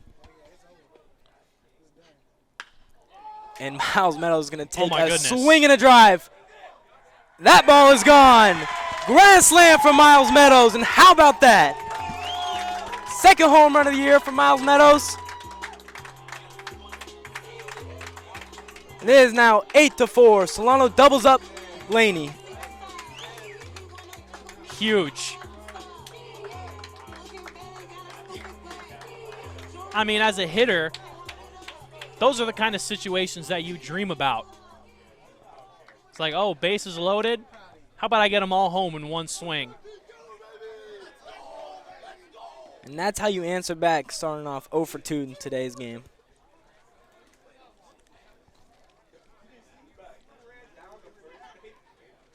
And that is a very similar hit to his first home run, which was also out in left field. Not sure what talking some things over, yeah. Not sure what they're arguing over.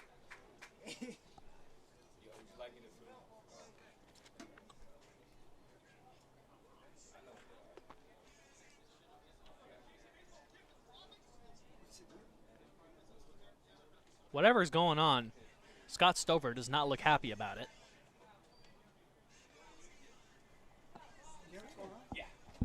Basically, what happened is, so it's a rule in baseball, it's an unspoken rule, unsportsmanlike kind of bat flip. So Miles did was he ran down the line, he went all the way to first base and he carried the bat, and then bat flipped up like that. So the umpire took it as like, that's disrespectful. You can get that. So, looks like the umpires are upset with Miles Meadows, who apparently after hitting a home run, took the bat all the way down the first base line and flipped it, which the umpires did not like. And we're getting word that he's now ejected?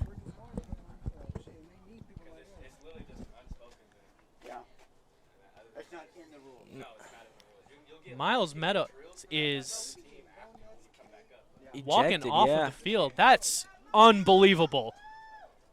That's quite the call to make, and frankly, I completely disagree. That's unbelievable.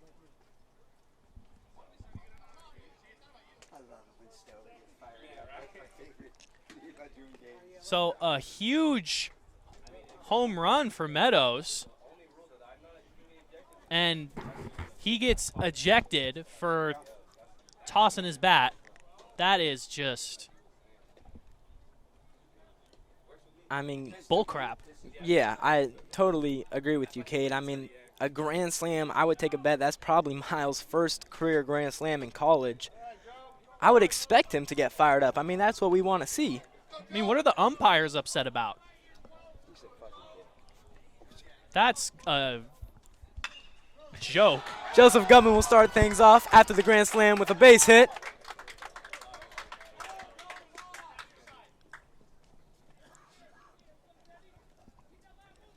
That's now Solano's 10th hit of the game. Pile it on. And it looks like this might be the last we see from Asante Wilson. Joseph Gutman, 2 for 4 today with 2 RBIs.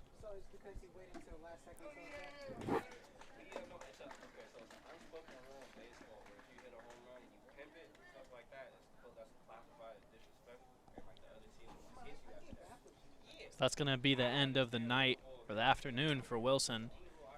Had a very solid first 2 innings, but since then has just struggled.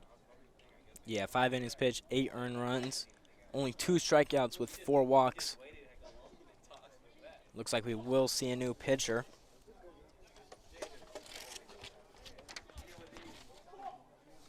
Here's number 18, Ren Murakami.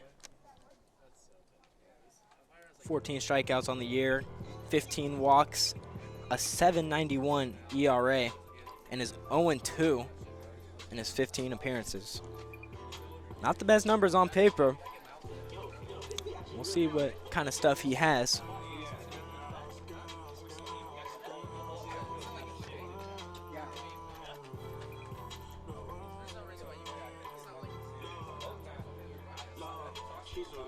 Quite the inning for Solano here. And that could be huge because now Solano's down their center fielder. And I mentioned it earlier in the game. Miles Meadows is one of only 2 of these Solano players who has played every single game. So I wouldn't be surprised if they hadn't had a single other person play center field this season. Yeah. So filling a hole out there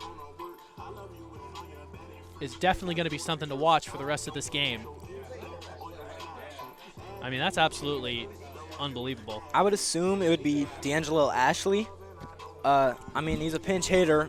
We don't see him in the field too much, but he is listed as an outfielder. And that's normally the first batter that Coach Stover will bring in. So my bet is Ashley, but I guess we will see after this inning. Ren Murakami, 5'8", 142 pounds, from Japan.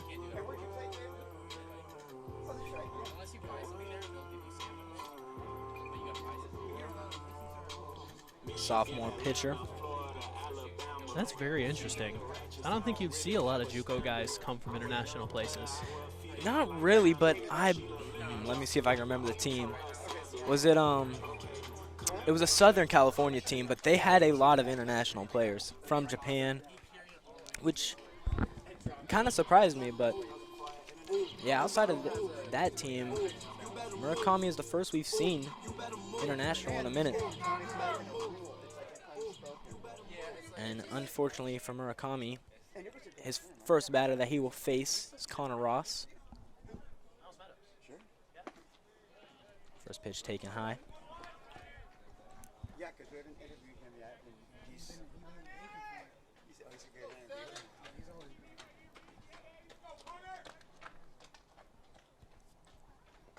Breaking ball low, but Gutman will go to second, and he will get in there safely, standing up. Still no outs in this inning. And a runner on second.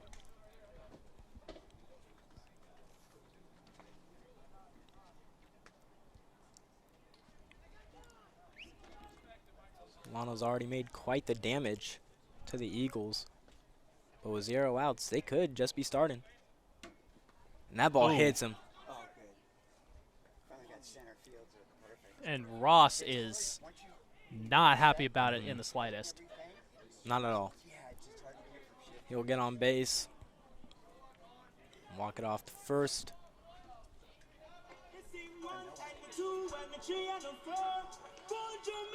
Yeah, from the looks of it, he wanted to bring that runner in.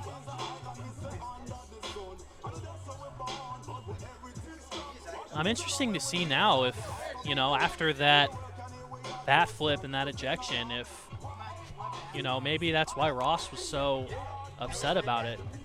Yeah. I mean, what kind of ball game is this going to be? Are we going to be getting chippy? That's a good point to bring up, Cade, but that did kind of look like it might have been off speed. Kevin Parker gets down the bump, but it hits him, so it'll go foul. I mean, that pitch hit him square in the back. It was not even close. Yeah.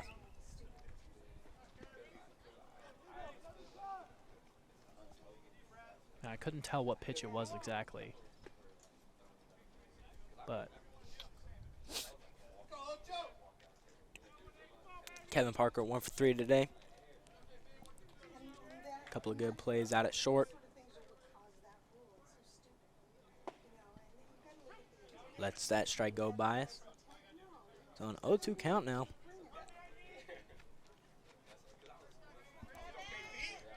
Joseph Gutman at second, Connor Ross at first.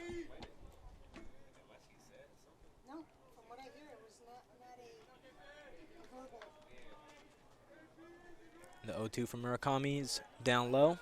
Pretty bizarre, though. And then you're out.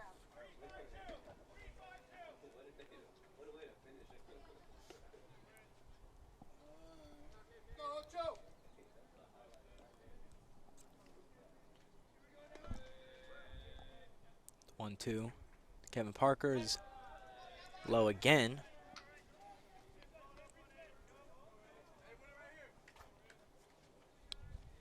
I'm going to say I like Kevin Parker swinging the bat a lot more than him bunting.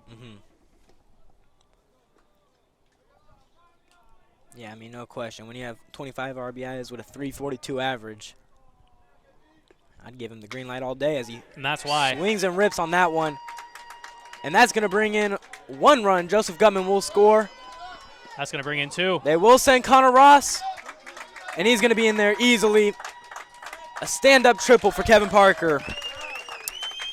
And Solano is now double figures, 10-4. I mean, that's why right there. Kevin Parker is one of your best hitters. He hits a shot. That ball must have been scorched because it just barely got over the shortstop, but it still ended up finding the gap. So that is now Kevin Parker's 27th RBI. Miles Meadows at 28 with that grand slam, and at first Connor Ross with a whopping 39 RBIs. Here up to bat now is J.J. Dane 0 for 1. Gone on base once this game as he takes that ball. He's gotten on base twice, I believe. He was hit by a pitch and walked. Oh, that's right, yeah. He got hit, yeah, so. Twice as J.J. Dane swings on that one into right. How about another RBI? How about another Moody's hit? still going back, and that will bring in Kevin Parker, now 11-4. J.J. Dane rounding to third, and he will get in there easily. And how about picking up your teammate? And what was once a tie game going into this inning, now 11-4. Solano scoring 7 runs. And still 0 outs. Yeah. Back-to-back triples.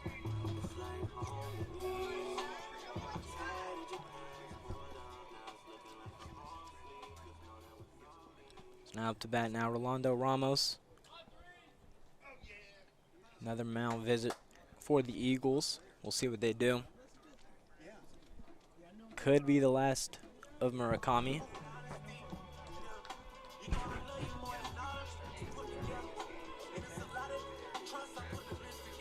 Another mound visit here. Yeah, looks like Murakami is coming out of the game, so not a single out recorded for Murakami. 2 earned runs under his name. So, looks like we have the substitution. Coming into center field for Miles Meadows will be Kai Koizumi. Only 3 at-bats in the year for him, going 1 for 3. And Kai Koizumi we've seen come out of the pen a few times. Relief arm for the Solano team. We have not seen him in the outfield yet.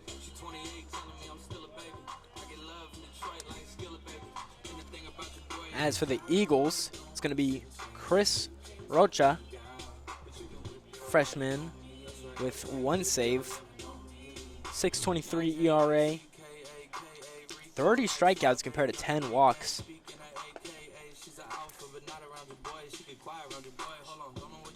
And that is second on this Eagles team. The only one ahead of him is Antonio Vasquez, who he has pitched 38 innings compared to Rocha's 21. So this Solano team, due up for them, Rolando Ramos, and then on deck is Ryan Richard, who led off the inning. They are about to bat around the entire order without recording a single out. That's not something that you see very often.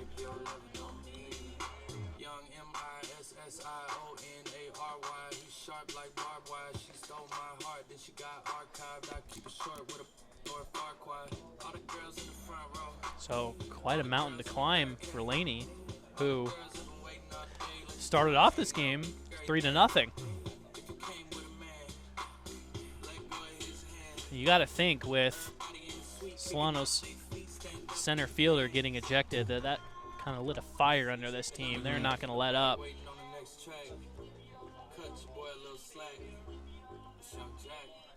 Yeah, definitely. And like you said, Cade, still no outs for the Eagles.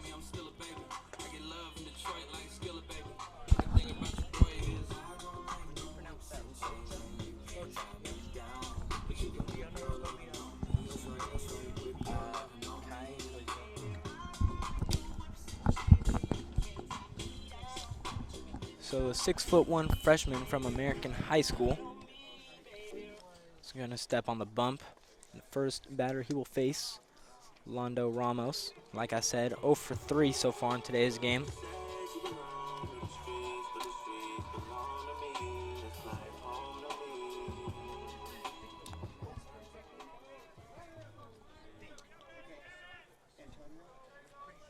J.J. Dane, runner on third. And first pitch, a swing and a bloop into right field for Rolando Ramos, and he's going to round to second. And he's going to push for 3. How about 3 straight triples? And he will stay at third base. And they're going to bring him home. No, they're going to bring him home. So now, is that a infield or is that a inside the park home run? It'll be a triple with an error. With an error. I think the throw went out of play, so they'll give him the free base on the throw going out of play. Gotcha, yeah, so I didn't see that ball go out of play. So Rolando Ramos, what a way to get your first hit. And now the guy that led off this inning, all 9 hitters have scored. Beautiful stuff.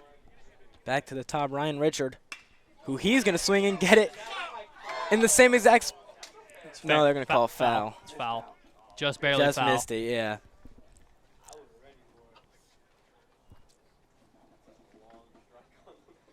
Almost in the same spot as Rolando Ramos hit it, but just missed it.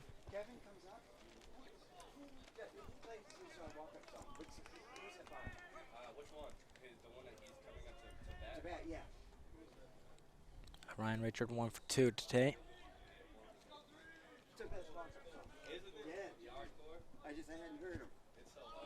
That ball get behind him, but no runners.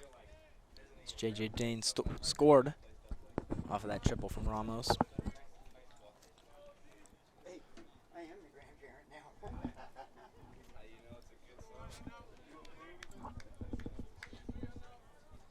It's a 13-4 ball game.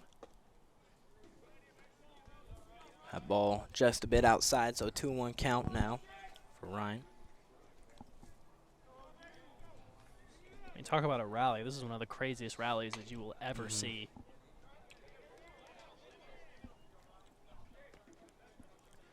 As it's not very often that you see a guy come up in the plate in the same inning, regardless coming up in the same inning with no outs and all 9 of the guys before you big scoring. Swing and a miss there from Ryan Richards, so that will be the first out here in the bottom of the 6th. Very long awaited first out.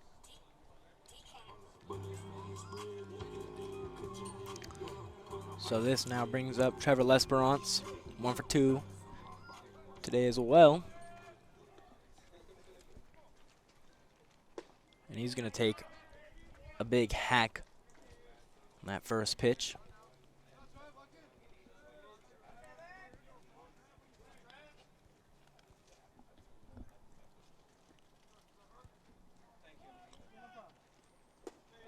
That ball down low from Rocha. It was 4-4 to start this inning. And you got to expect with Solano now up 13-4, probably won't see any more Payne Chekaluski as Les Bronze swings and misses again. So now 1-2 count.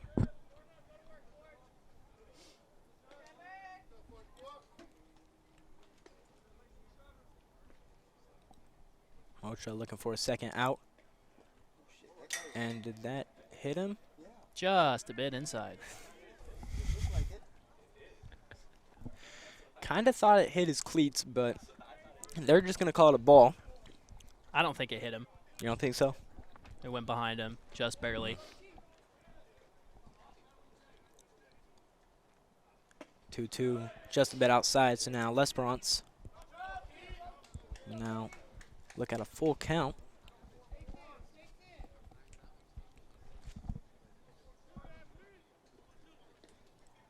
The 3-2 is swung on right into the gap for a blooper.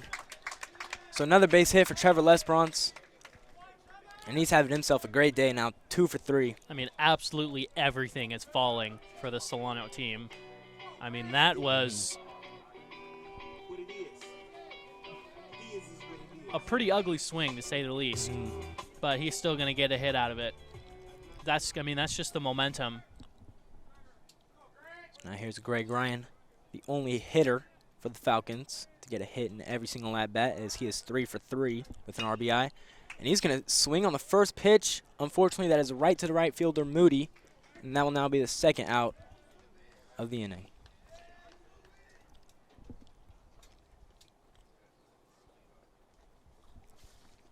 So, yeah, so it looks like they will substitute Miles Meadows for Kai Koizumi.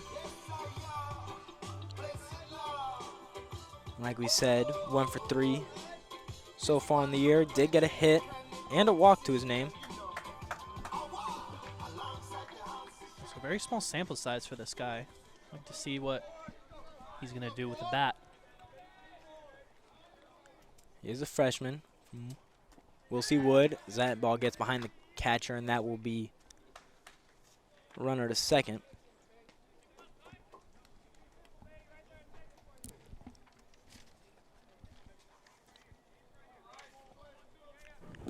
Runner in scoring position, 2 outs. Koizumi. And at bats like this is how you gain trust from your head coach, Stover. Pretty good cut there.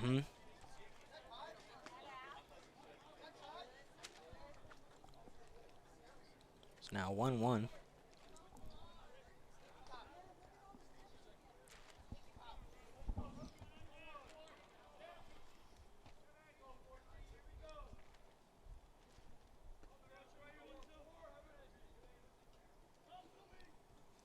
The pitch.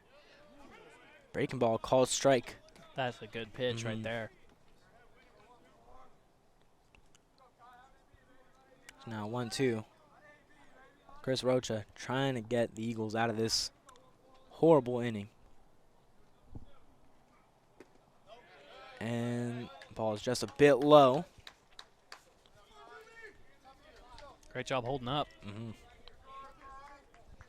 It's pretty close to going around on that one.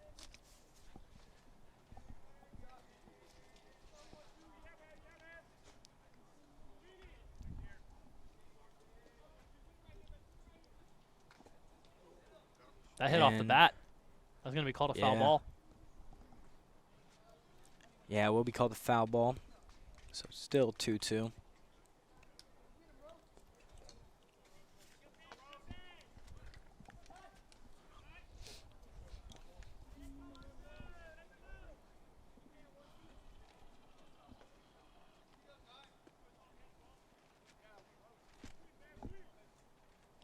That ball way inside. Just a bit inside.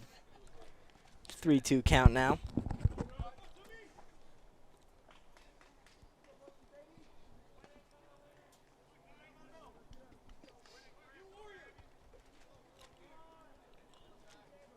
See what the payoff pitch is from Rocha. Ooh, when they call that a strike. Looked a little inside, but that was Perfect for the so that will be the 3rd out of the inning. But despite that, Solano did quite the damage, scoring 9 runs here in the bottom of the 6th. We'll see if Laney could try to replicate the same success. Big Draco, thank you for watching the Solano College Sports Network.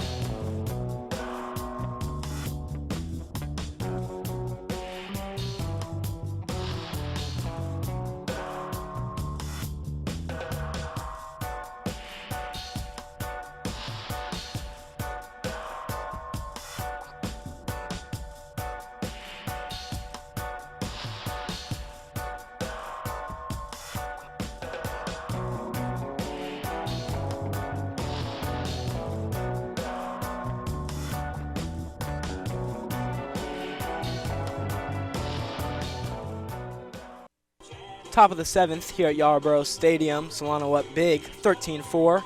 Got a bit of a pitcher change. It's going to be Mark Graham, who we've seen a couple times throughout the year. 5'10" freshman.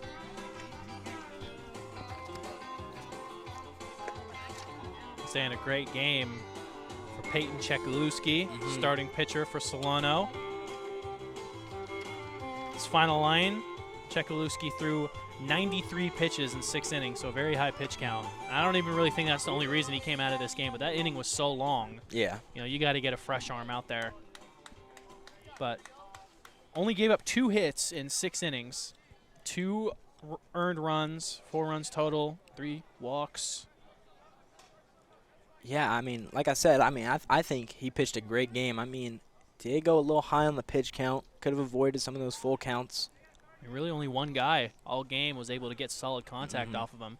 You can maybe argue that this guy up at the plate too, Joaquin Duarte, made solid contact on him with a single, but that's it. So even though his breaking stuff wasn't as good as we've seen it before, he was still missing the barrel. That pitch by Mark Graham called strike. And Graham has been one of the most reliable relief pitchers in this Falcons pen. A 4.80 ERA. 9 walks compared to 3 strikeouts. His 11 appearances.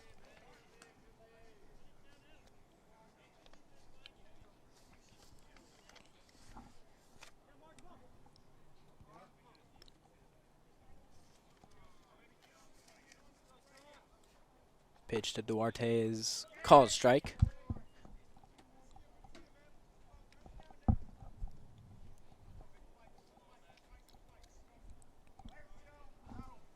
But yeah, I didn't realize how low Mark Graham's strikeouts are. I mean, only 3 throughout the year.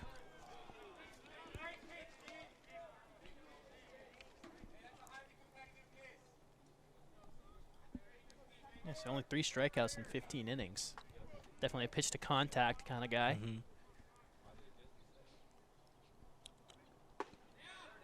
3-2 is just a bit high. So Joaquin Duarte will take his base.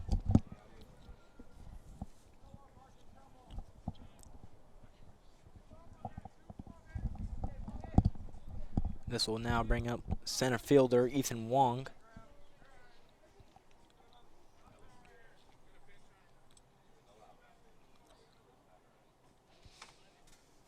And the Eagles, a lot of ground to make up, but now that Chekalewski's out the game, I mean. Pinch runner here. Yeah, looks like there is a Very pinch interesting runner. move. I mean, one of your only guys that have gotten a hit. You're going to take him out. to pinch run for a guy that even if scores, he would still be down by 8.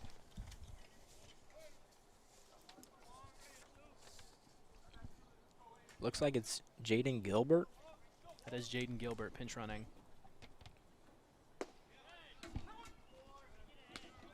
Gilbert has 3 stolen bases and has not been caught.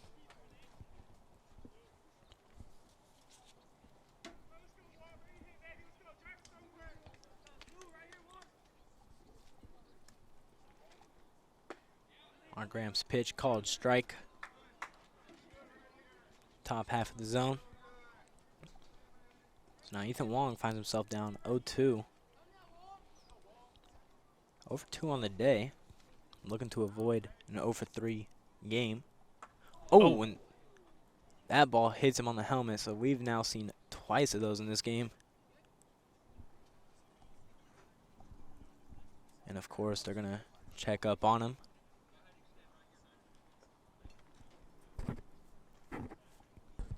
So yeah, we saw it happen to Ryan Richard earlier.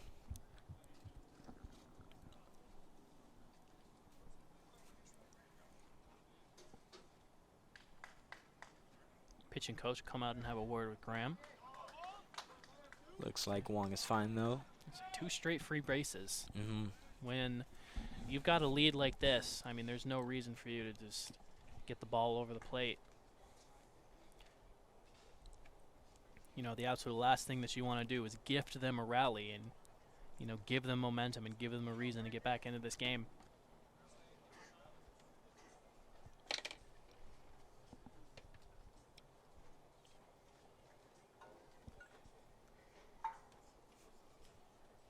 Just got a text message from my grandpa saying he's watching the broadcast, so shout out my grandpa.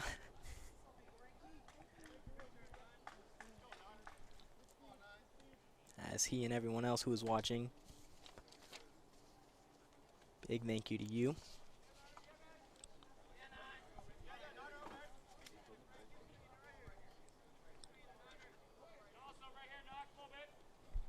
So the leadoff catcher,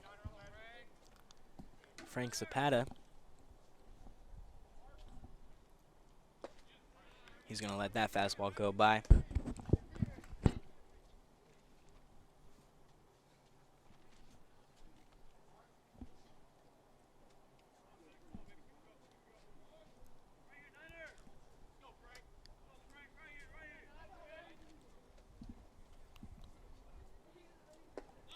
That ball outside.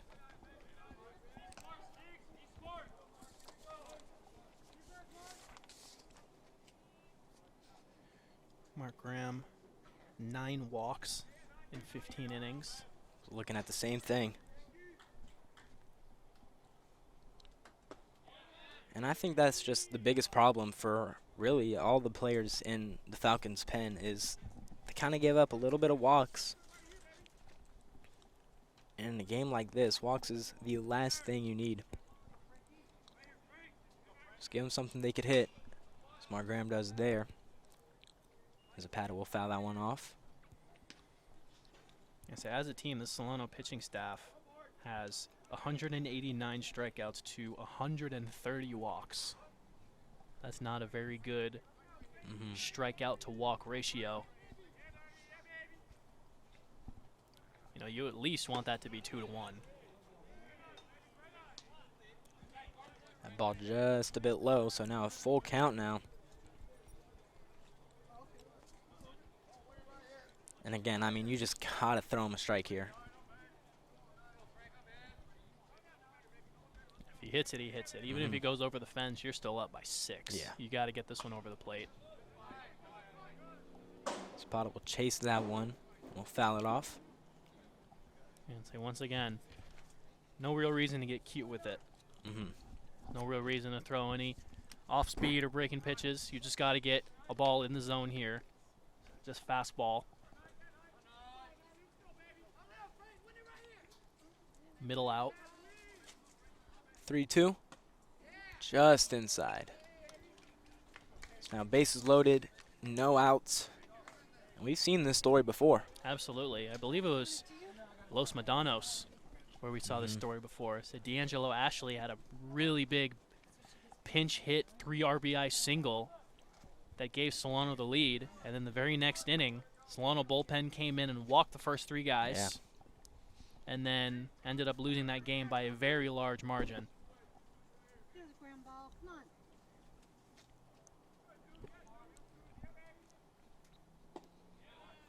Mark Graham will start this at-bat off with a strike. Casey Levette McGee.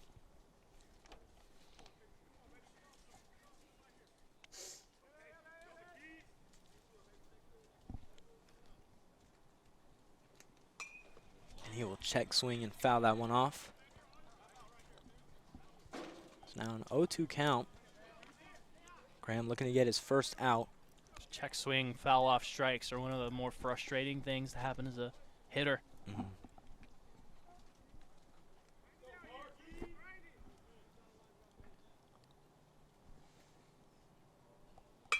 That ball swung on into the gap, and that will bring in, only one.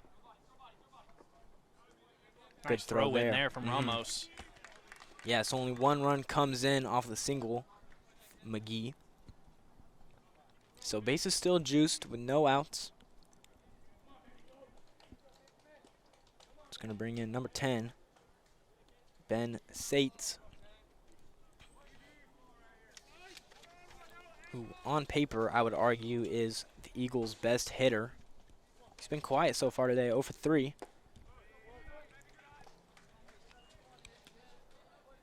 Yeah, so that game that I was talking about, it was Solano against Los Medanos on March 14th.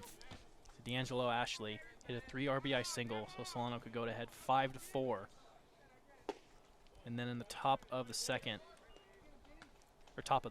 excuse me, Solano bullpen came in and walked 3 straight guys. They ended up scoring 5 in the 7th, 6 in the 8th.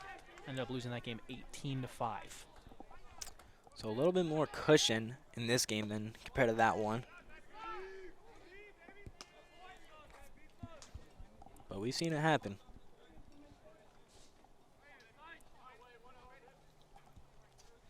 Mark Graham, 3-0. He is 1 ball away from walking in a runner. I'm surprised Sates wasn't swinging out of his shoes on that pitch. I mean, it's a situation where you absolutely need to throw a strike. And that's the best pitch you're going to get in the at-bat. We'll swing on that one. We'll foul it off. Looks like I might have been mistaken. He threw it right down the middle again. Sates just early.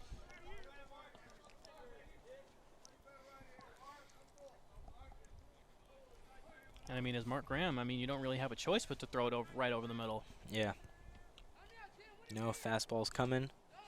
That one is just a bit high, so now Sates will take his walk and bring in another run. Now 6-13. So that's going to be it for Mark Graham, as he does not record an out.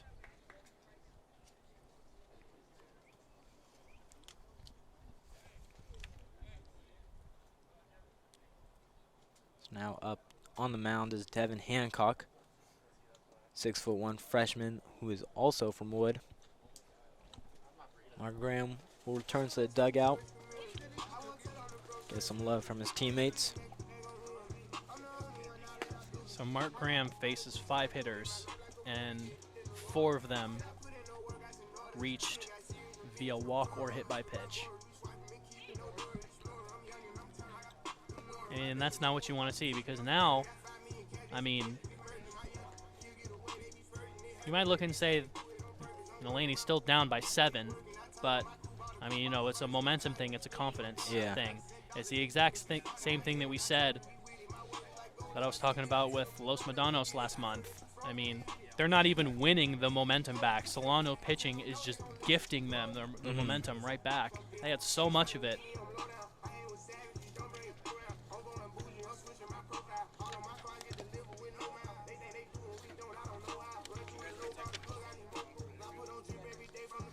So Devin Hancock will come into the game now.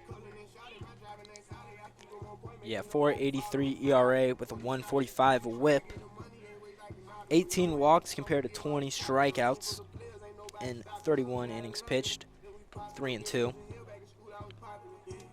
And I think something that's worth mentioning is he's given up 2 home runs, which is the most out of all the Falcons pitchers. So Devin Hancock is the workhorse of this Solano team. He's even started a few games for them, with 3 of his appearances being starts. 31.2 innings pitched. He's a guy, he's your long relief guy. He can come in and eat up innings. Yeah. His batting average against is only a .239, very, very solid batting average against as a pitcher. Yeah, I think the one knock that you could say on Hancock's pitching is Walks. probably his control. Yeah. 18 walks in his 31 innings pitched compared to, 17 walks and 49 innings pitched by Dylan Trammell. As first pitch is going to be a walk. And, again, unfortunately for Hancock, he's going to have to come into this with the bases juiced and not a single out for him. This is probably the last guy that you want to come into a game and face. He's already gone yard once, and now he's behind him 2-0. So you got to go at him. Yeah, Nehemiah House 1 for 2, 2 RBIs from that home run. As he swings on that, will be Joseph Gutman, who makes a play, gets under it. But the runner on third will tag up for an RBI. You used to take that any day of the week at Solano. Definitely. Exchanging out for a run. Now 13-7. Falcons still up, but the Eagles are chipping at that lead. That's Nehemiah House's 3rd RBI on the day. Good pitch there. That'll be a strike. Be the third baseman, Michael Gormley. 0 for 3 today.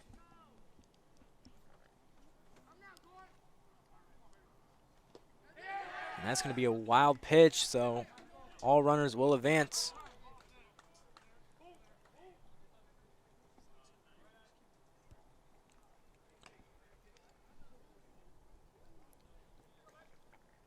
Yeah, another passed ball. It's Casey Levette McGee at 3rd. Ben Sates at 2nd. J.J. Dayton having a little bit more trouble back there than we're used to.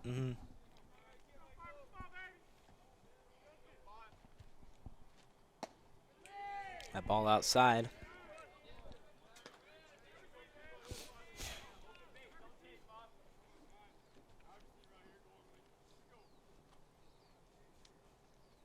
Laney just 4-10 on the road. This will be a big win for them if they could scrape this one out. Hancock gets that strike call, so now 2-2.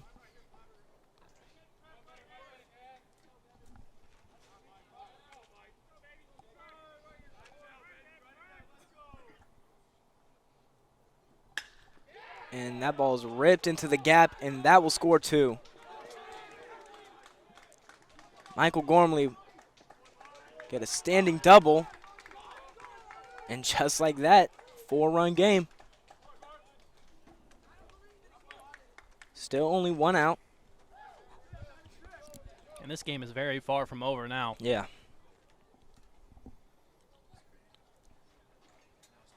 So Michael Gormley, bit of an unfortunate game for him as he made a couple errors in third.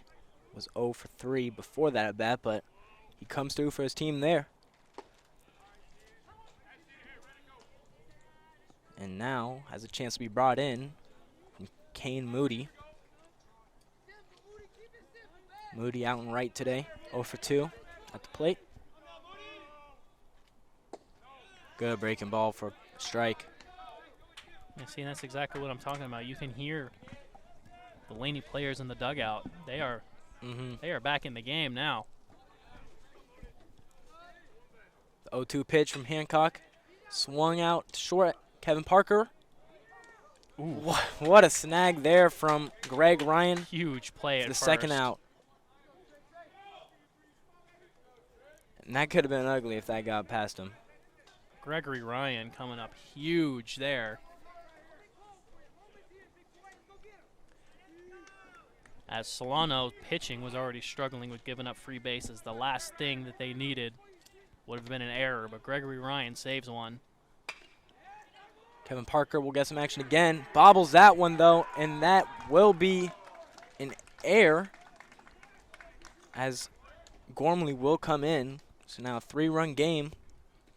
Still 2 outs. And now the absolute last guy on the field that you would expect to make back-to-back errors.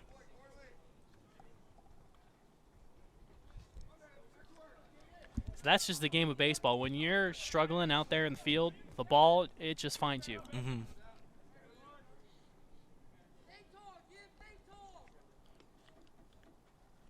Now Trey Trias will swing on that one. Fortunately, though, Gutman is under that, so that will be how the inning ends. Bottom of the 7th now. Eagles did score 6 runs. Solano going to try to get some more insurance. Devin Hancock, thanks for watching the Solano College Sports Network.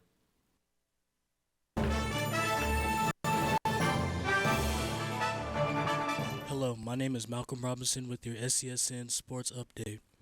Vanden High School has named former offensive coordinator Mike Clark as their new head coach. Clark has taken over after just 1 season as the offensive coordinator. Vanden finished their season with a 9-3 record and won the Monticello Empire League title with a 5-0 record. This has been your SCSN Sports Update, and with that being said, back to the game. If you have an interest in a career in sports broadcasting, whether it's behind the scenes or on camera, then this is the class for you. Class is held every Wednesday from 1:30 to 4:30 in room 121 alongside the library building. For more information, contact Greg Poff. That's me at solano.edu. we hope to see you here next semester. And remember, it's more than just sports. It's an education. Here in the bottom of the 7th, Joseph Gutman will start things off for the Falcons. He's had a great game today, going 2 for 4, 2 RBIs. And the story of this game so far, I think the box score says it all. This is an extremely bizarre box score and just shows you how much free bases the Solano pitching has been given up. But this Laney team has scored 10 runs, but they've only had 4 hits. Yeah, definitely not something you see every day. That ball, call a strike. Good pitch there from Chris Rocha. The errors and the hit by pitches and the walks haven't yet come back to bite Solano as they still lead 3, but it's nipping on the heels. It's getting close. So you would think a 13-4 ball game going into the 7th inning wouldn't end up being close, but Joseph Gutman. Oh, and that ball gets past the first baseman, Duarte. Saying that's just lucky because that ball, you could tell by the sound, it was off the end of the bat. It probably had some wacky spin. Take a crazy hop that Duarte is not able to handle at first.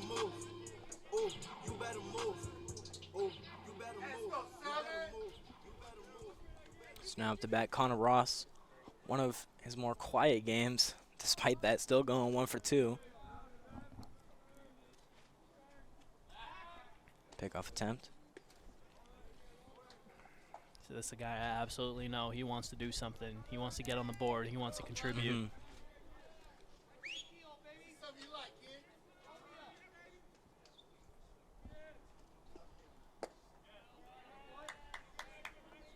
Ball down low.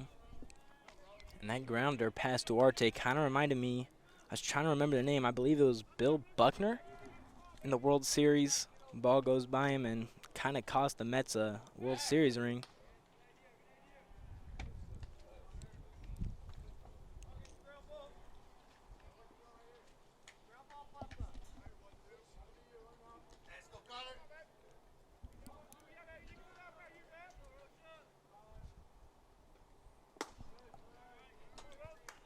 2-0 count now for Connor Ross.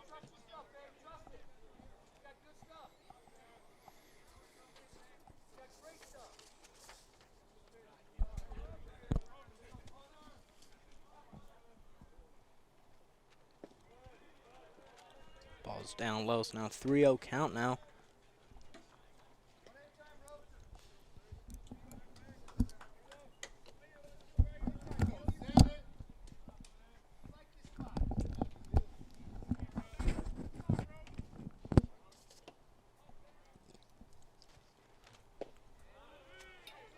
Rocha gets his first strike of the at-bat. Huge strike there. Mm-hmm. Laney doesn't want to start this inning by doing the same thing that Solano was, and that's just giving up free 90s. There it is. Yep. Bit of a bat flip there from Connor Ross off that walk. Hopefully he doesn't get ejected.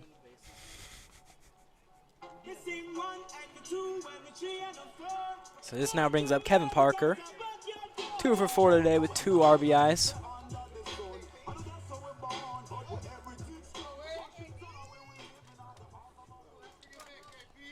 Joseph Gutman at second.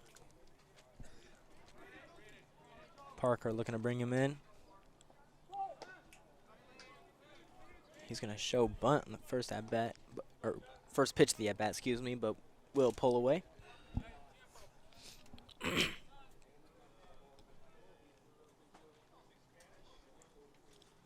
Mound visit here.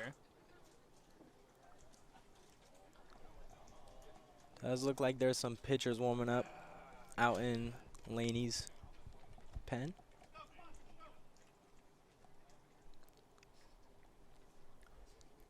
Don't think we'll see. We're going to call in the base runners.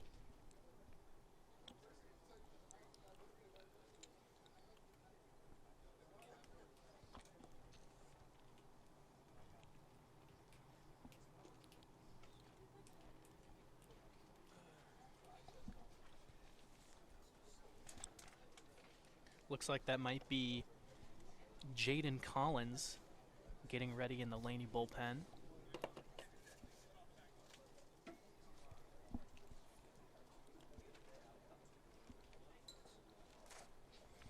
Do you think we'll see him this inning, or you think they're going to try to save him for 8th and 9th? I think that depends on what Kevin Parker does here.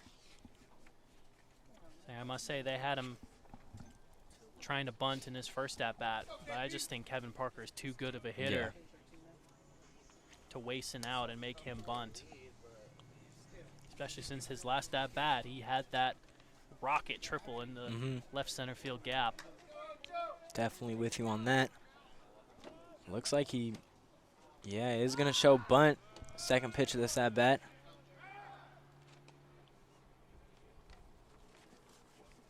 Pickoff attempt not in time.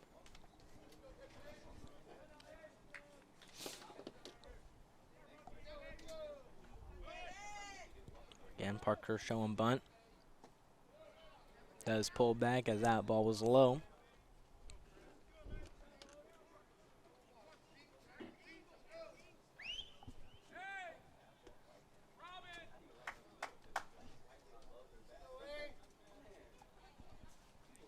So, he's not trying to hide it at all. Yeah.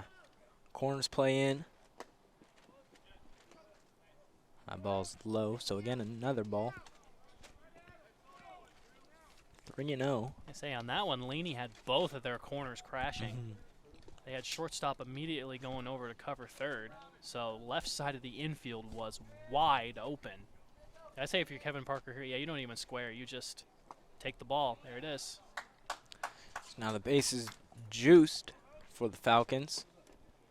This will now bring up Rolando Ramos. 1 for 3 today. No, excuse me, 1 for 4. That definitely could have been a very interesting, show bunt and pull back situation. With, like I said, the entire left side of the infield was completely wide open. But now they got the bases loaded with no outs. Yeah, excuse me, I was getting a little ahead of myself. There's actually J.J. Dane up at the plate. 1 for 2 with 2 RBIs. Also had a great day. And he's going to show bunt also, but will pull back. bases loaded bunt. Yeah.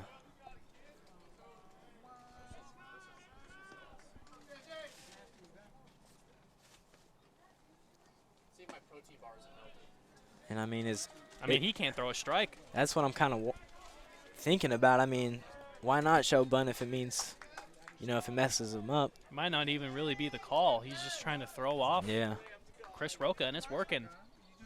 That's 6 straight balls. That ball 7 inside. straight.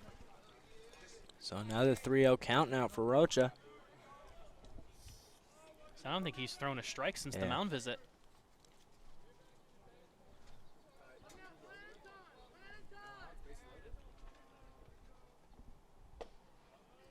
That time gets a strike in there.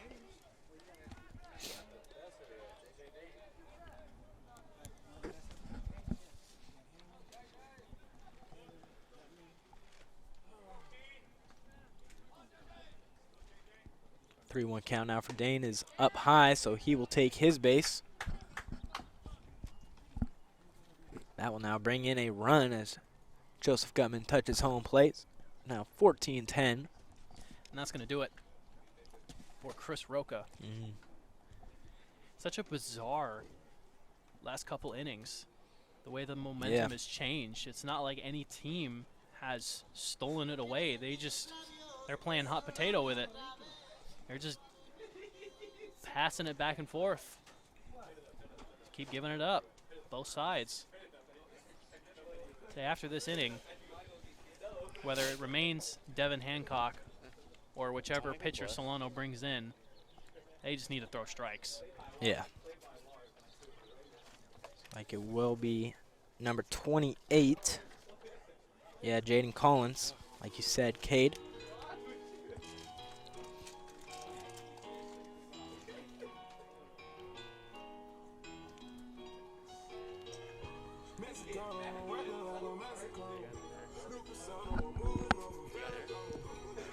It's a decently small sample size for Jaden Collins. Only 5 appearances on the year, and has only thrown 6.2 innings in those appearances. So Laney just hoping that he can get through this inning, most likely. 4 hits, 5 walks, and 2 strikeouts in 6.2 innings.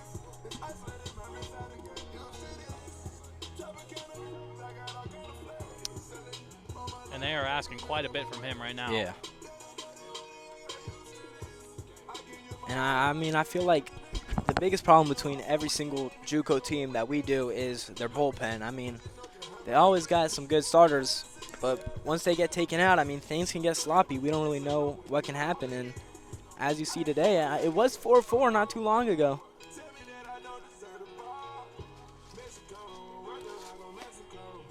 Now 14-10.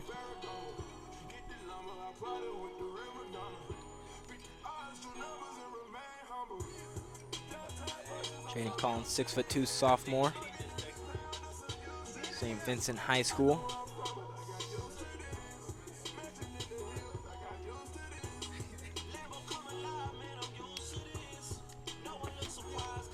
The first batter he will face, Rolando Ramos.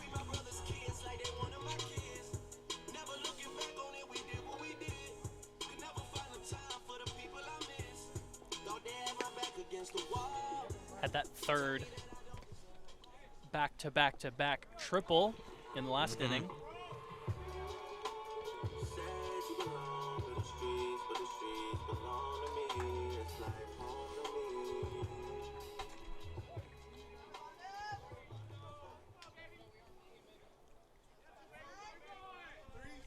Again, bases juiced, no outs.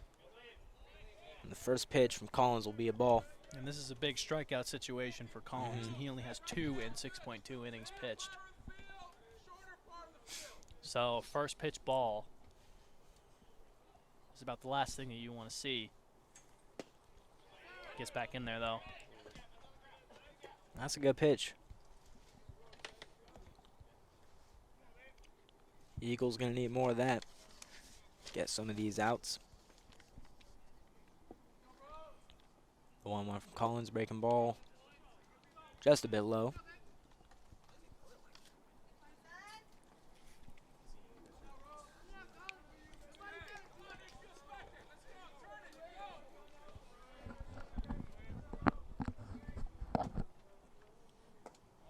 That ball down low.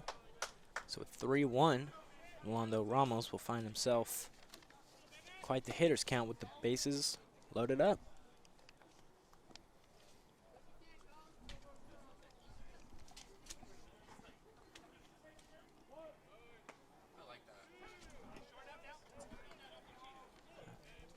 Huge strike there. I'm a little curious as to why Ramos showed bunt there. I mean, maybe it was just the same thing with Roca. Maybe it was just throwing him off. So now 3-2. Ramos will foul that one off.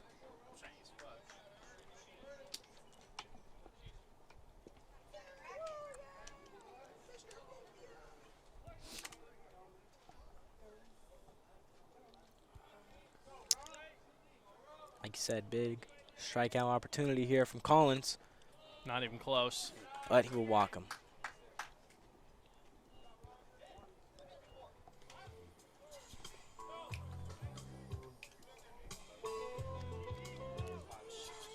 (15-10) now.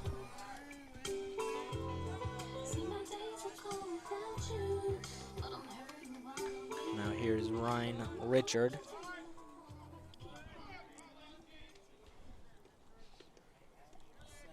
Base is still loaded with nobody out. There's a first pitch strike there from Jaden Collins.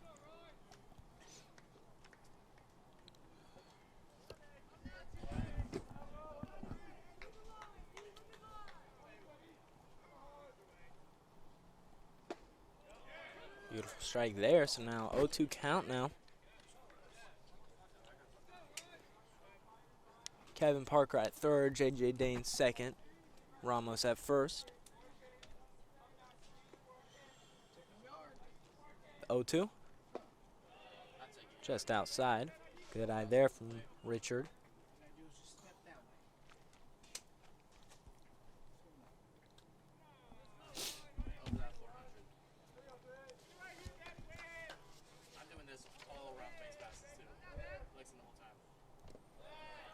The ball's low. 2-2. Nice take.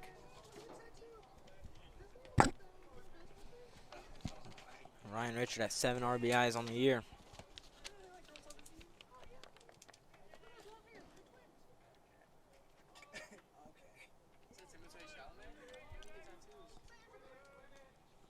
Breaking ball is fouled off.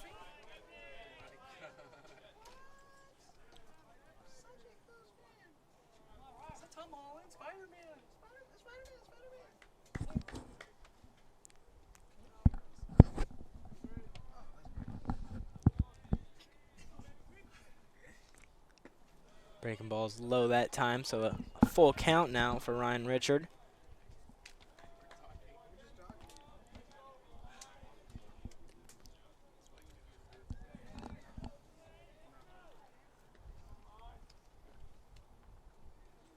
(3-2). Big swing and a miss there from Richard, and that will be Jaden Collins' first strikeout of the game. And that's huge. Yeah. That's a huge out.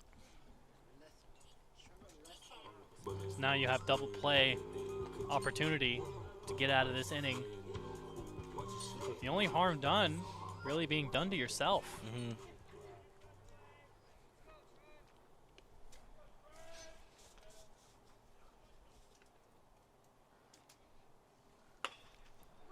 And L'Esperance, grounder to second. He's safe at first. Will be safe at first, so almost a double play there from Trevor L'Esperance. Luckily, he's able to beat out the throw.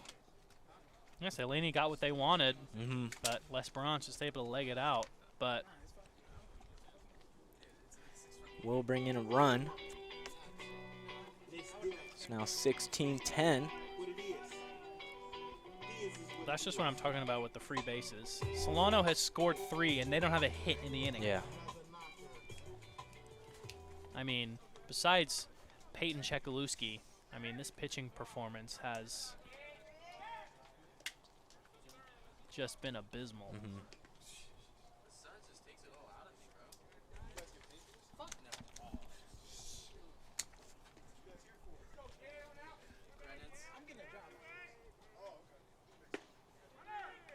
Runner will go, but Not even a throw attempt from Zepeda. I mean, he was a delayed steal. He didn't start running until the catcher had the ball in his hand. He would have been gunned, but he decides to eat it.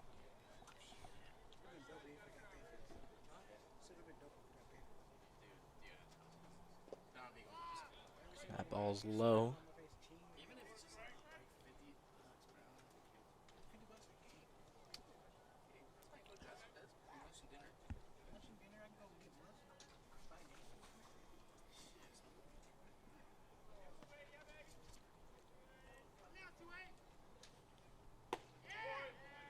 Big strike there. Huge backdoor breaking ball. 1-2 count for Greg Ryan. Like I said, has had a big game, going 3 for 4 on RBI. A couple of great plays out at first. And he's going to swing on that one. Center fielder will get under it and will make the play, so that is how the inning will end.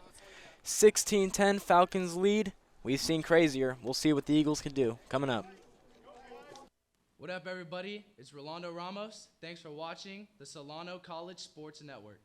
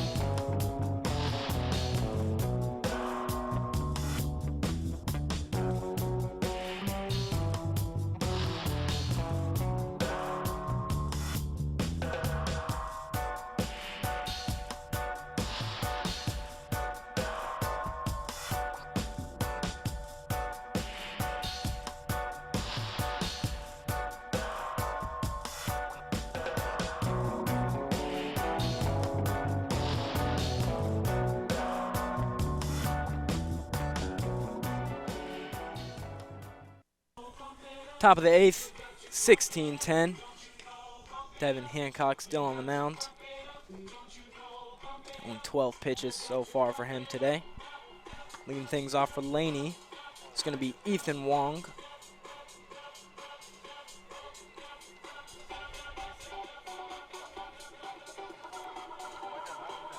And all that you're really asking of Devin Hancock right now is just limit the free base runners. Because Devin Hancock is a guy, Solano doesn't need to put any other pitcher in this game. This guy can finish it off. Yeah. No problem. He's just got to find his command. And maybe, hopefully, we'll see a pitcher in the back half of this game from both sides.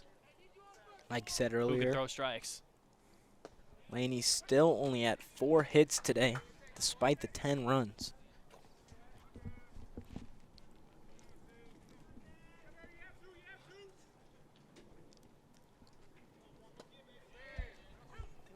Good strike there from Devin Hancock.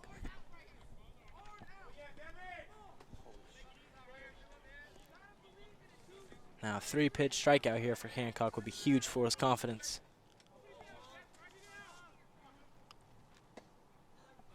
But it's a bit outside. That's not a bad 0-2 pitch. Trying to sneak that low outside corner with a fastball, catch him looking. That time it's low.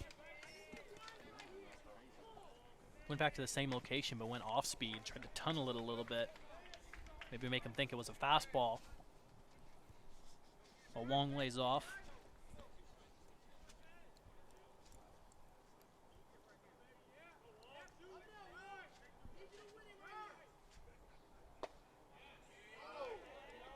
Just missed the zone there. 3-2. think Hancock thought it was a strike. He turned away and started walking off the mound like he thought the catcher was about to throw that third to go around the horn after the strikeout, but. Well, he wasn't the only one. As that ball is popped up in the infield, Ryan will call it. And we'll make the easy out.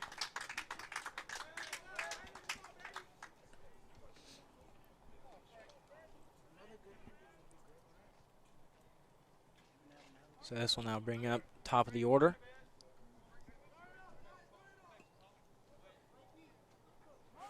Frank Zapata. 0 for 3 today.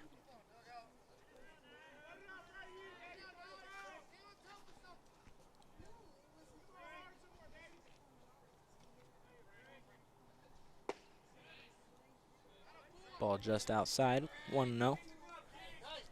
A good miss. That was just off the outside edge.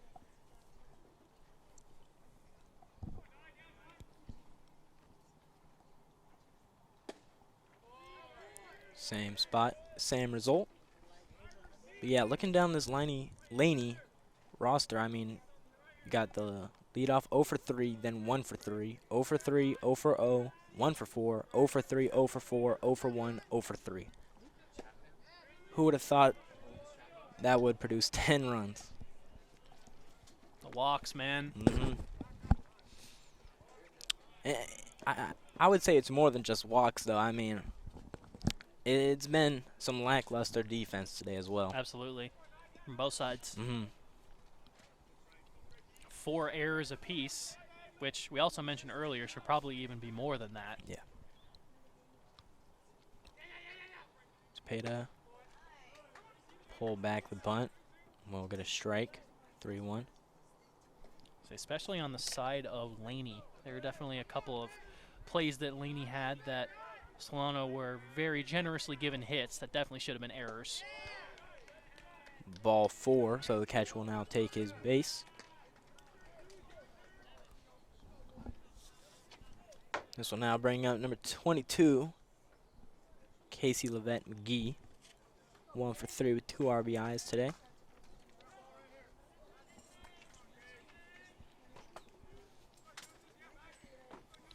That is now in this game the combined for both teams 16th walk.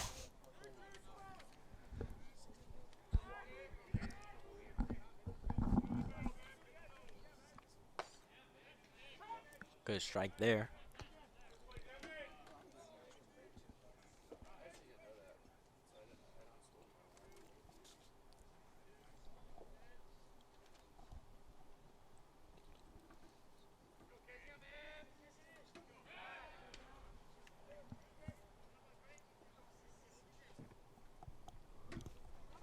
So that doesn't even include the couple of hit by pitches that we've also had today too. Another pickoff attempt, not in time. But yeah, I believe Connor Ross got hit with a pitch. J.J. Dane, Ryan Richard in the head.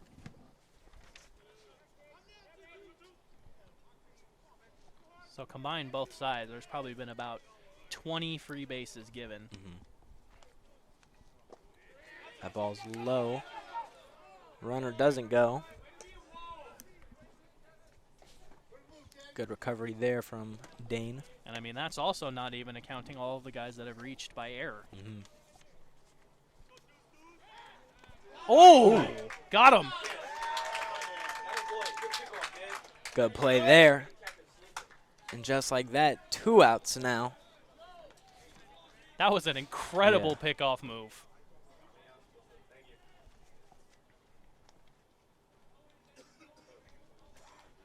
That's a big out. Now 2 down.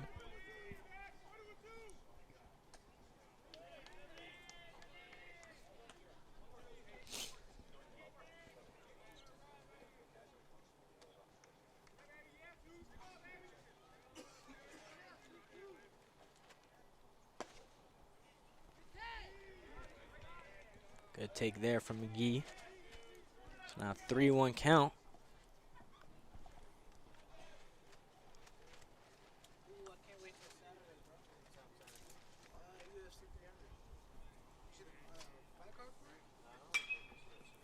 Big swing there from McGee.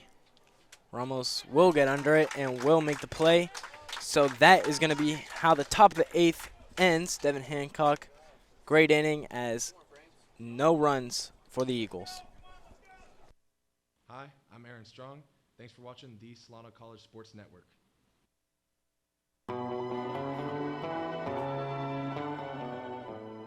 So the first game took 4 hours and 59 minutes. This game right now is at 1 hour and 59 minutes.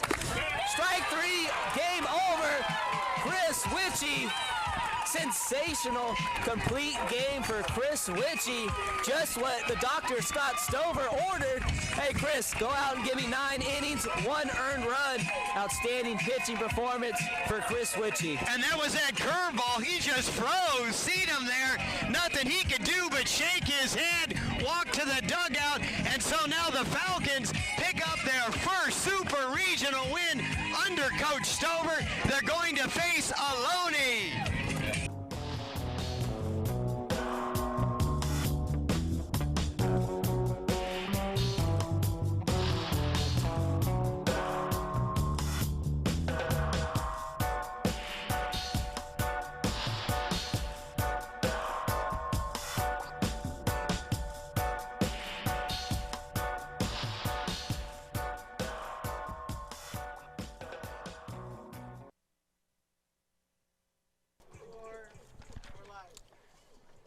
Back here in the bottom of the 8th, Kai Koizumi start things off.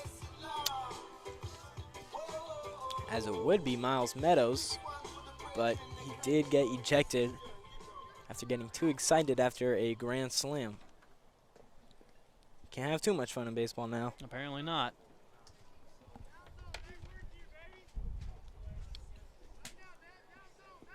Kai Koizumi did strike out in his first at-bat.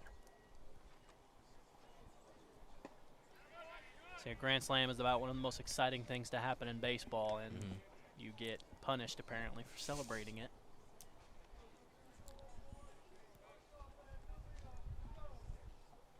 Pretty whack. Kai Koizumi will dribble that one out, but it will be fouled.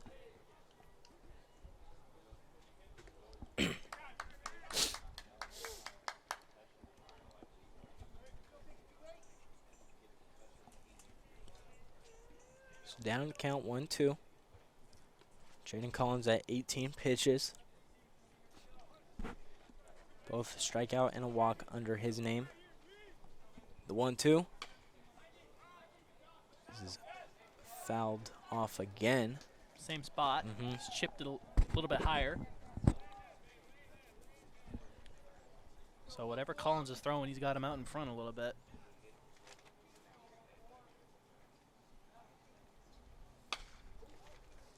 Ball is ripped way out in the right field, and it looks like they will make the play. That was Levette McGee.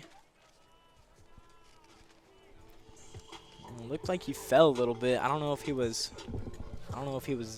diving or if he really just stumbled. But regardless, was still able to make the out. So this will now bring up Joseph Gutman. 2 for 5 today. Will now be a 6th at bat.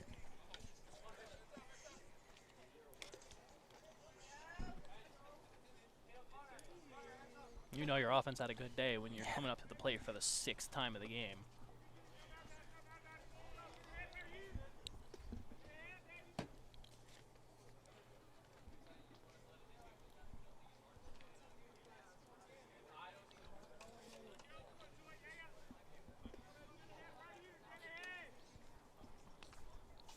Laney still only down 6. Breaking ball is popped up. That's a no man's land. But the right fielder will get it. That's Moody for the fly out, so 2 down.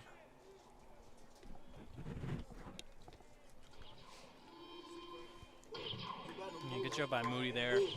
Call off the infielders as it is a significantly easier play for him to make than first and second baseman. Up to bat Connor Ross. Laney's manager will come out.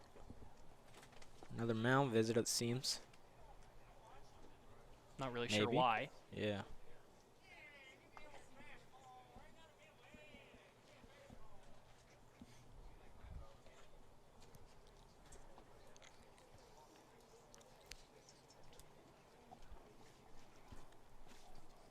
Talking to the umpire about something. Looks like there will be a pitcher change.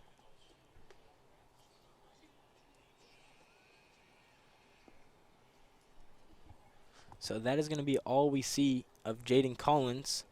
26 total pitches, 1.2 innings pitched, 1 strikeout and 1 walk. Apparently they really don't want to go down by any more than 6. Interesting decision for Laney. We'll see how it plays for them.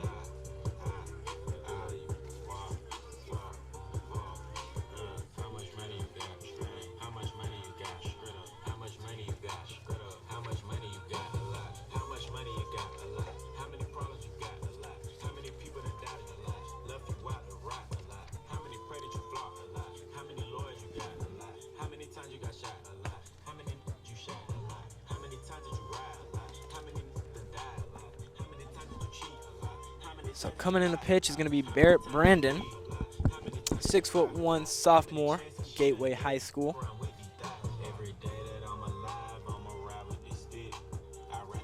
7.94 ERA, 2.12 WHIP, 5.2 innings pitched,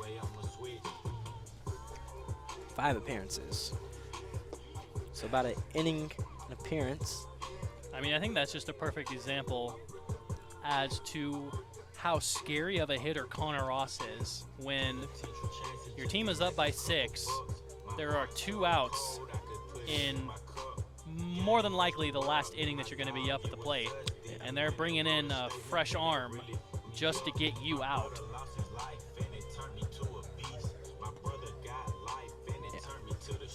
Definitely a feared hitter throughout the conference. It's a relatively quiet day for him as he's been walked and hit by a pitch a few times. He's 1 for 2 with a strikeout.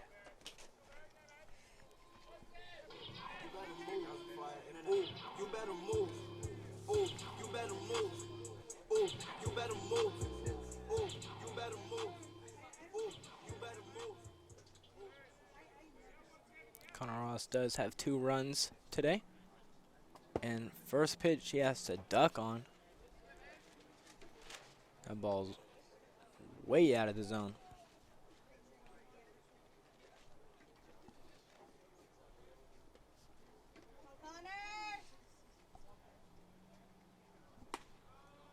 Again, up high.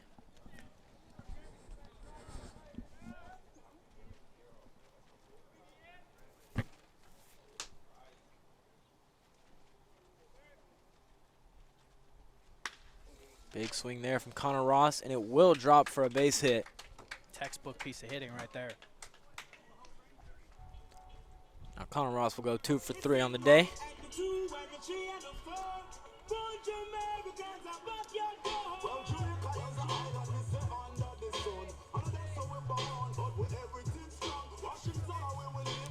Now up for Falcons, Kevin Parker. 2 for 4, 2 RBIs.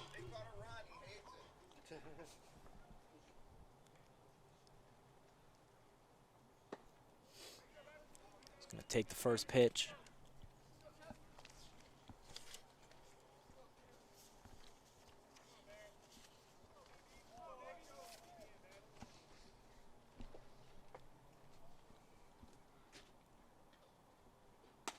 Again up high, so now the only strike we've seen from Barrett Branding is that single that Connor Ross ripped out to left field.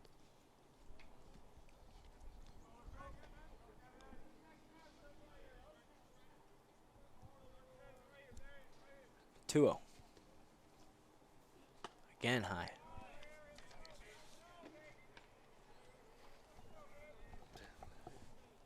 Now 3-0 count for Kevin Parker.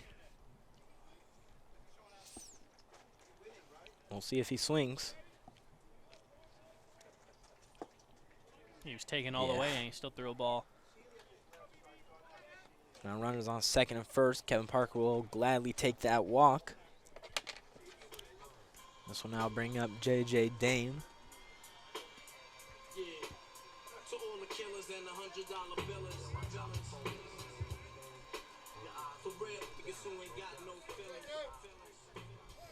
See what the catcher can do.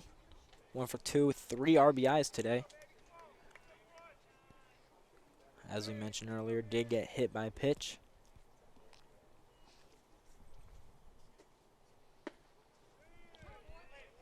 Called and strike there.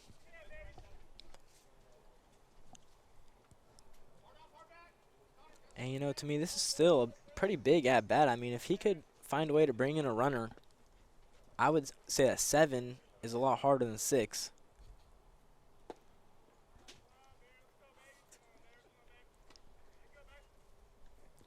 Eagles did put up 6 runs in the 7th. That's a good point. Every run matters.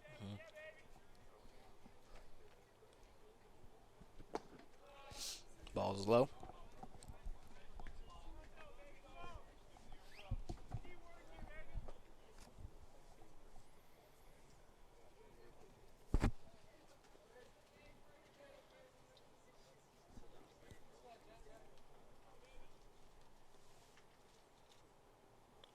Ball's way up high. Just a bit high.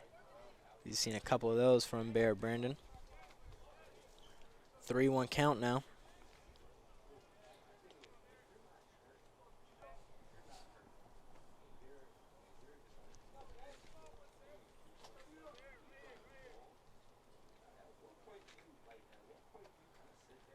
And Bear Brandon will step off.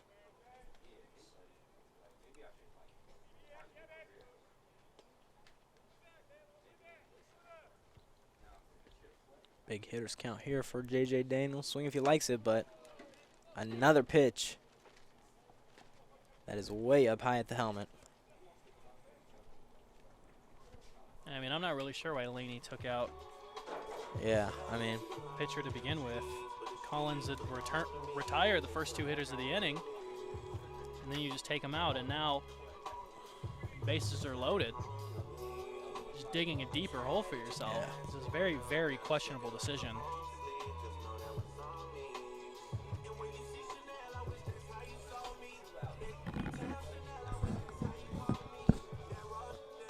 Eagles still looking for the final out here in the top of the 8th.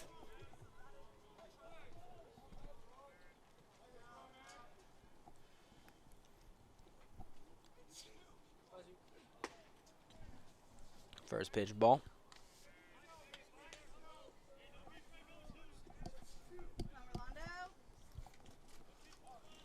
So Solano has had a total of 15 hits throughout the day. That ball's low once again.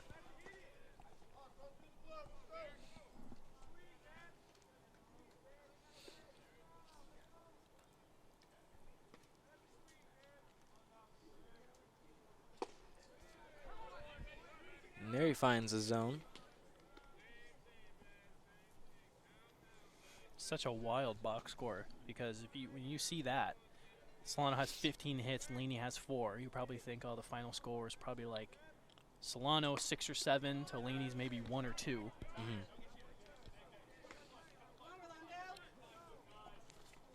But 16 to 10.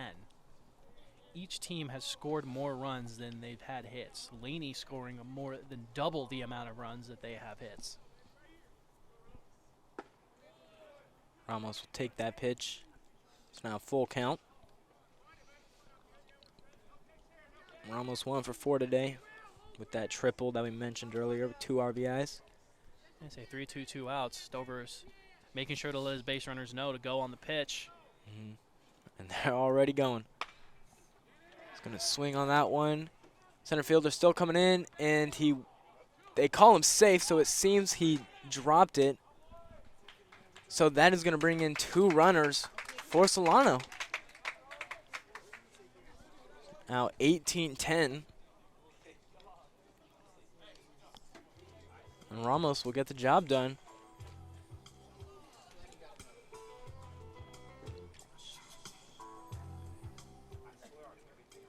I thought Wong made that play. Looked like he had it.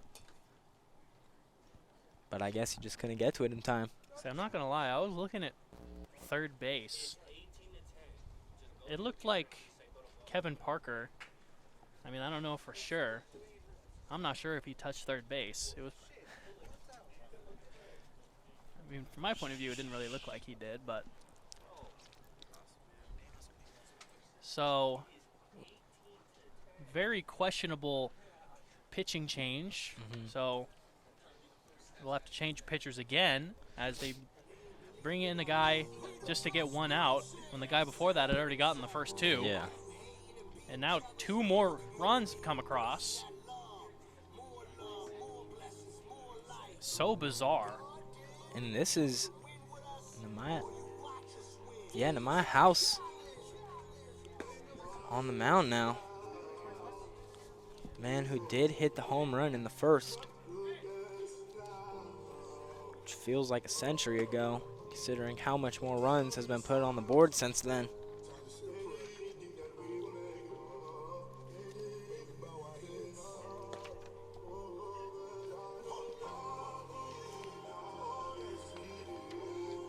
Remember at the start when we said this was going to be a pitcher's duel? Yeah. I think we might have been a bit mistaken on that one. Just a bit off. I mean, it was 4-4 at one point halfway through the game in the 5th. And the Eagles scored one. Absolutely just fell apart. Yeah.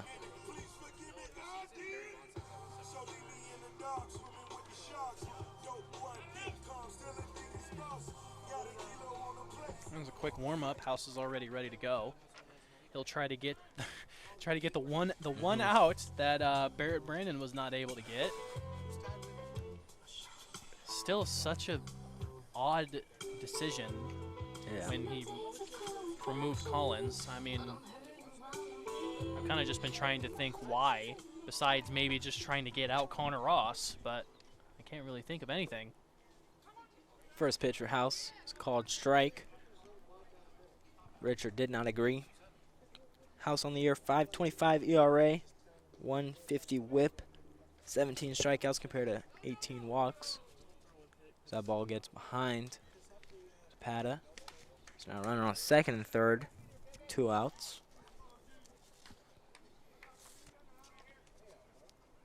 So we just bypassed the 3-hour mark that this game has been going on. I mean, when 28 runs are scored, that's not really surprising. Richard will chop that one down the third base line. And that's still safe. No way, still that's safe. There. Oh my goodness. Wow. I mean, how about that? Swinging bunt will get Ryan Richard on first safely. Will bring in a run, so now 19-10.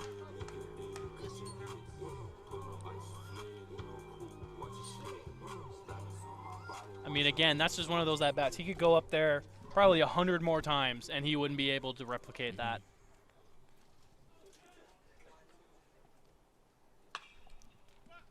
Les Braun will swing at the first pitch. Way popped up. Almost hit the porta potty out there. It's a pretty good game for Trevor Lesperance, too. 2 for 4. He had a couple of base hits. He's going to swing on the second pitch, and that one will get through. And now Ramos will come home. 20 burger. Yeah, 20 runs compared to 10 for the Eagles. And you wonder if this game would have remained 16-10 if you had just kept Collins in the game. Trevor Lesperance will go 3 for 5 on the day with 2 RBIs. The first pitch to Greg is right out to the pitcher. And finally, they get the last out. So, bit of a questionable pitch and change for the Eagles as the Falcons score 4 runs in the 8th. 10-20, the Eagles are going to have to score a lot. We'll see what happens. Hey guys, it's Dylan Newman. Thanks for watching the Solano College Sports Network. 367 with 1 homer, 18 RBIs, senior year. This one smoked, Gapper. left center. Somebody's going shopping at the gap. Gets all the way to the wall. Speeny, stand-up double. Here comes Wills, played the plate, he's in, he is safe, and the Falcons are going to win this game 7-6. Oh my!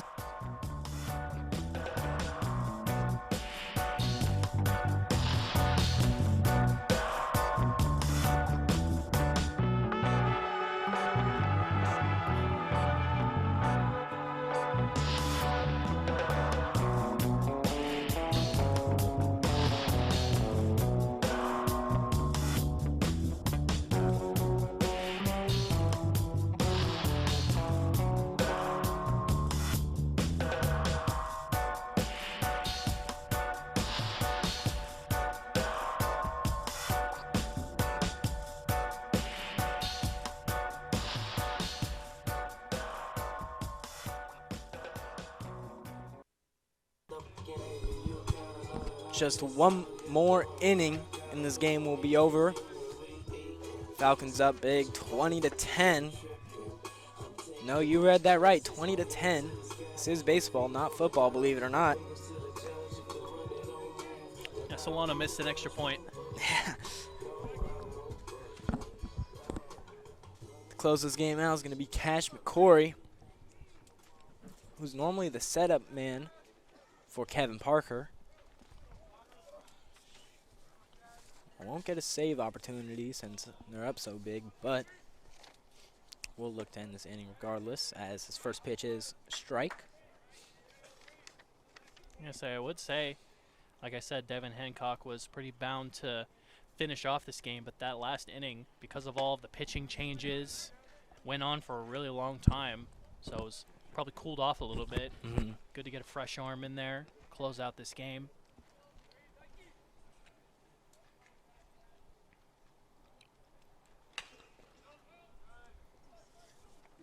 Just fouled off. It's actually a pinch hitter up at the plate for the shortstop Sates. It's Daiki Ayada. Ayada only a 160 hitter so far on the season.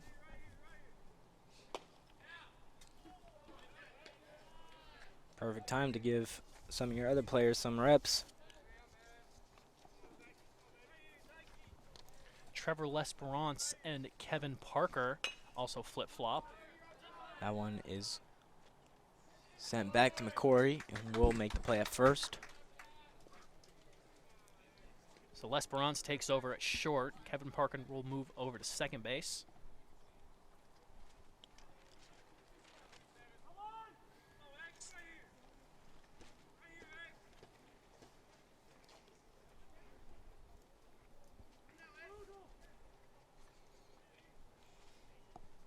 To bat, Xavier Morales. 24 at bats, 125 hitter. 3 hits. They're going to say he did.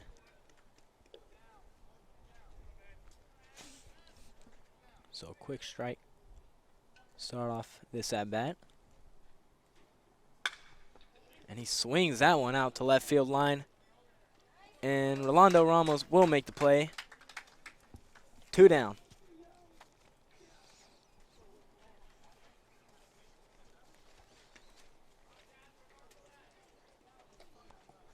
And now just 1 out remaining for Laney.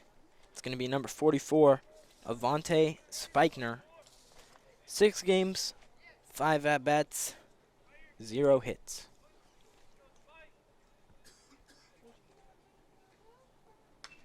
Going to swing the first pitch.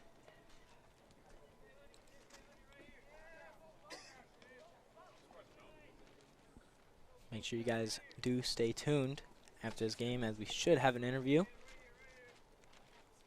A lot of players to pick from. Great team win.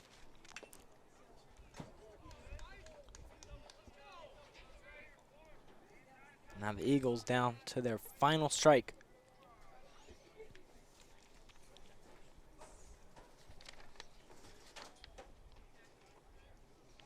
Corey, 2.37 ERA. One of the best arms his Penn has to offer. And Spikner will foul that one off. Way to stay alive.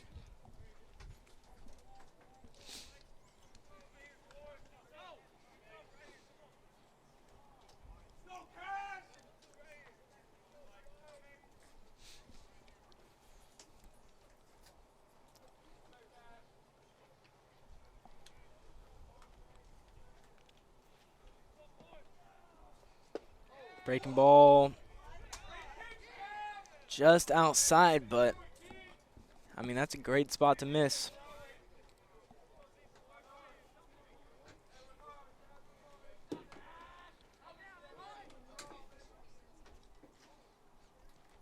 Inside, and Spikner rips that one down the left field, but it will not matter as Rolando Ramos will make the play, and that will be the ball game. Falcons win 20-10. Huge game, a lot of offense, not much defense. And as I said, do stay tuned, as we should hopefully have another interview.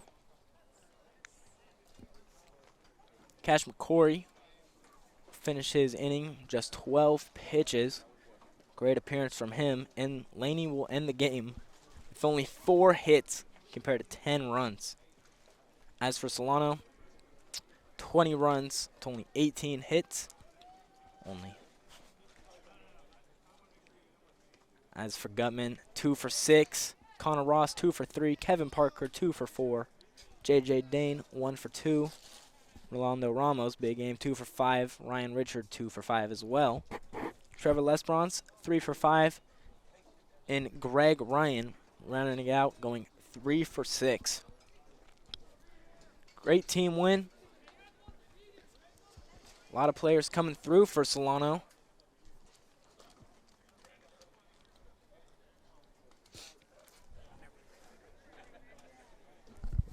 All right, and now here up for an interview is going to be Cade and Miles Meadows. Keep going, Drew. No, with his mic's out.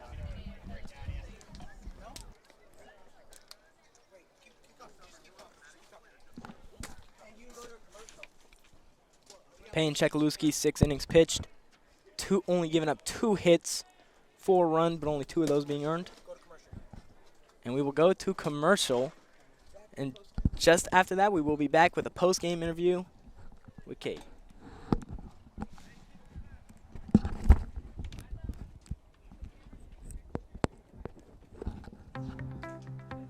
College just got affordable. Up to 100% of enrollment fees can be reimbursed for first-time college students taking full-time classes.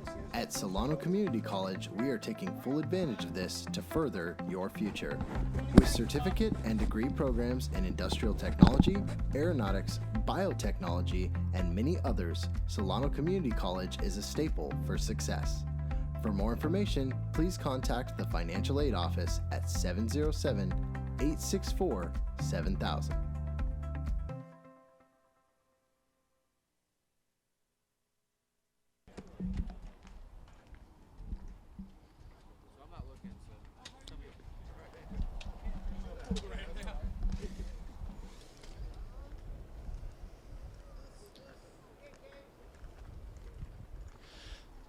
All right, what's up, guys? I'm here with Miles Meadows. Miles, you had a huge grand slam in this game. I mean, I think that situation, every baseball player, that's something they think about, coming up in a tie game with the bases. Nah, it wasn't the approach, unfortunately. I was just trying to make solid contact, put the ball in play, stay up the middle, and luckily I caught it out in front, was able to drive it. Yes, absolutely. And then, unfortunately the ejection, but, I think obviously your guys picked you up in a big way. I mean, what does that say about your guys? Right, it's just the resiliency that we have, and we've shown all year we're a resilient team, and I love my teammates. They always got my back, so I'm appreciated. And thank you so much for joining us. So that's going to do it from us here at the Solano College Sports Network. You guys make sure to tune into our next broadcast, which will be this Friday, the same time, 2:30, as Solano will take on Laney once again. My name is Cade Manor. Thank you guys for tuning in, and we'll see you next time.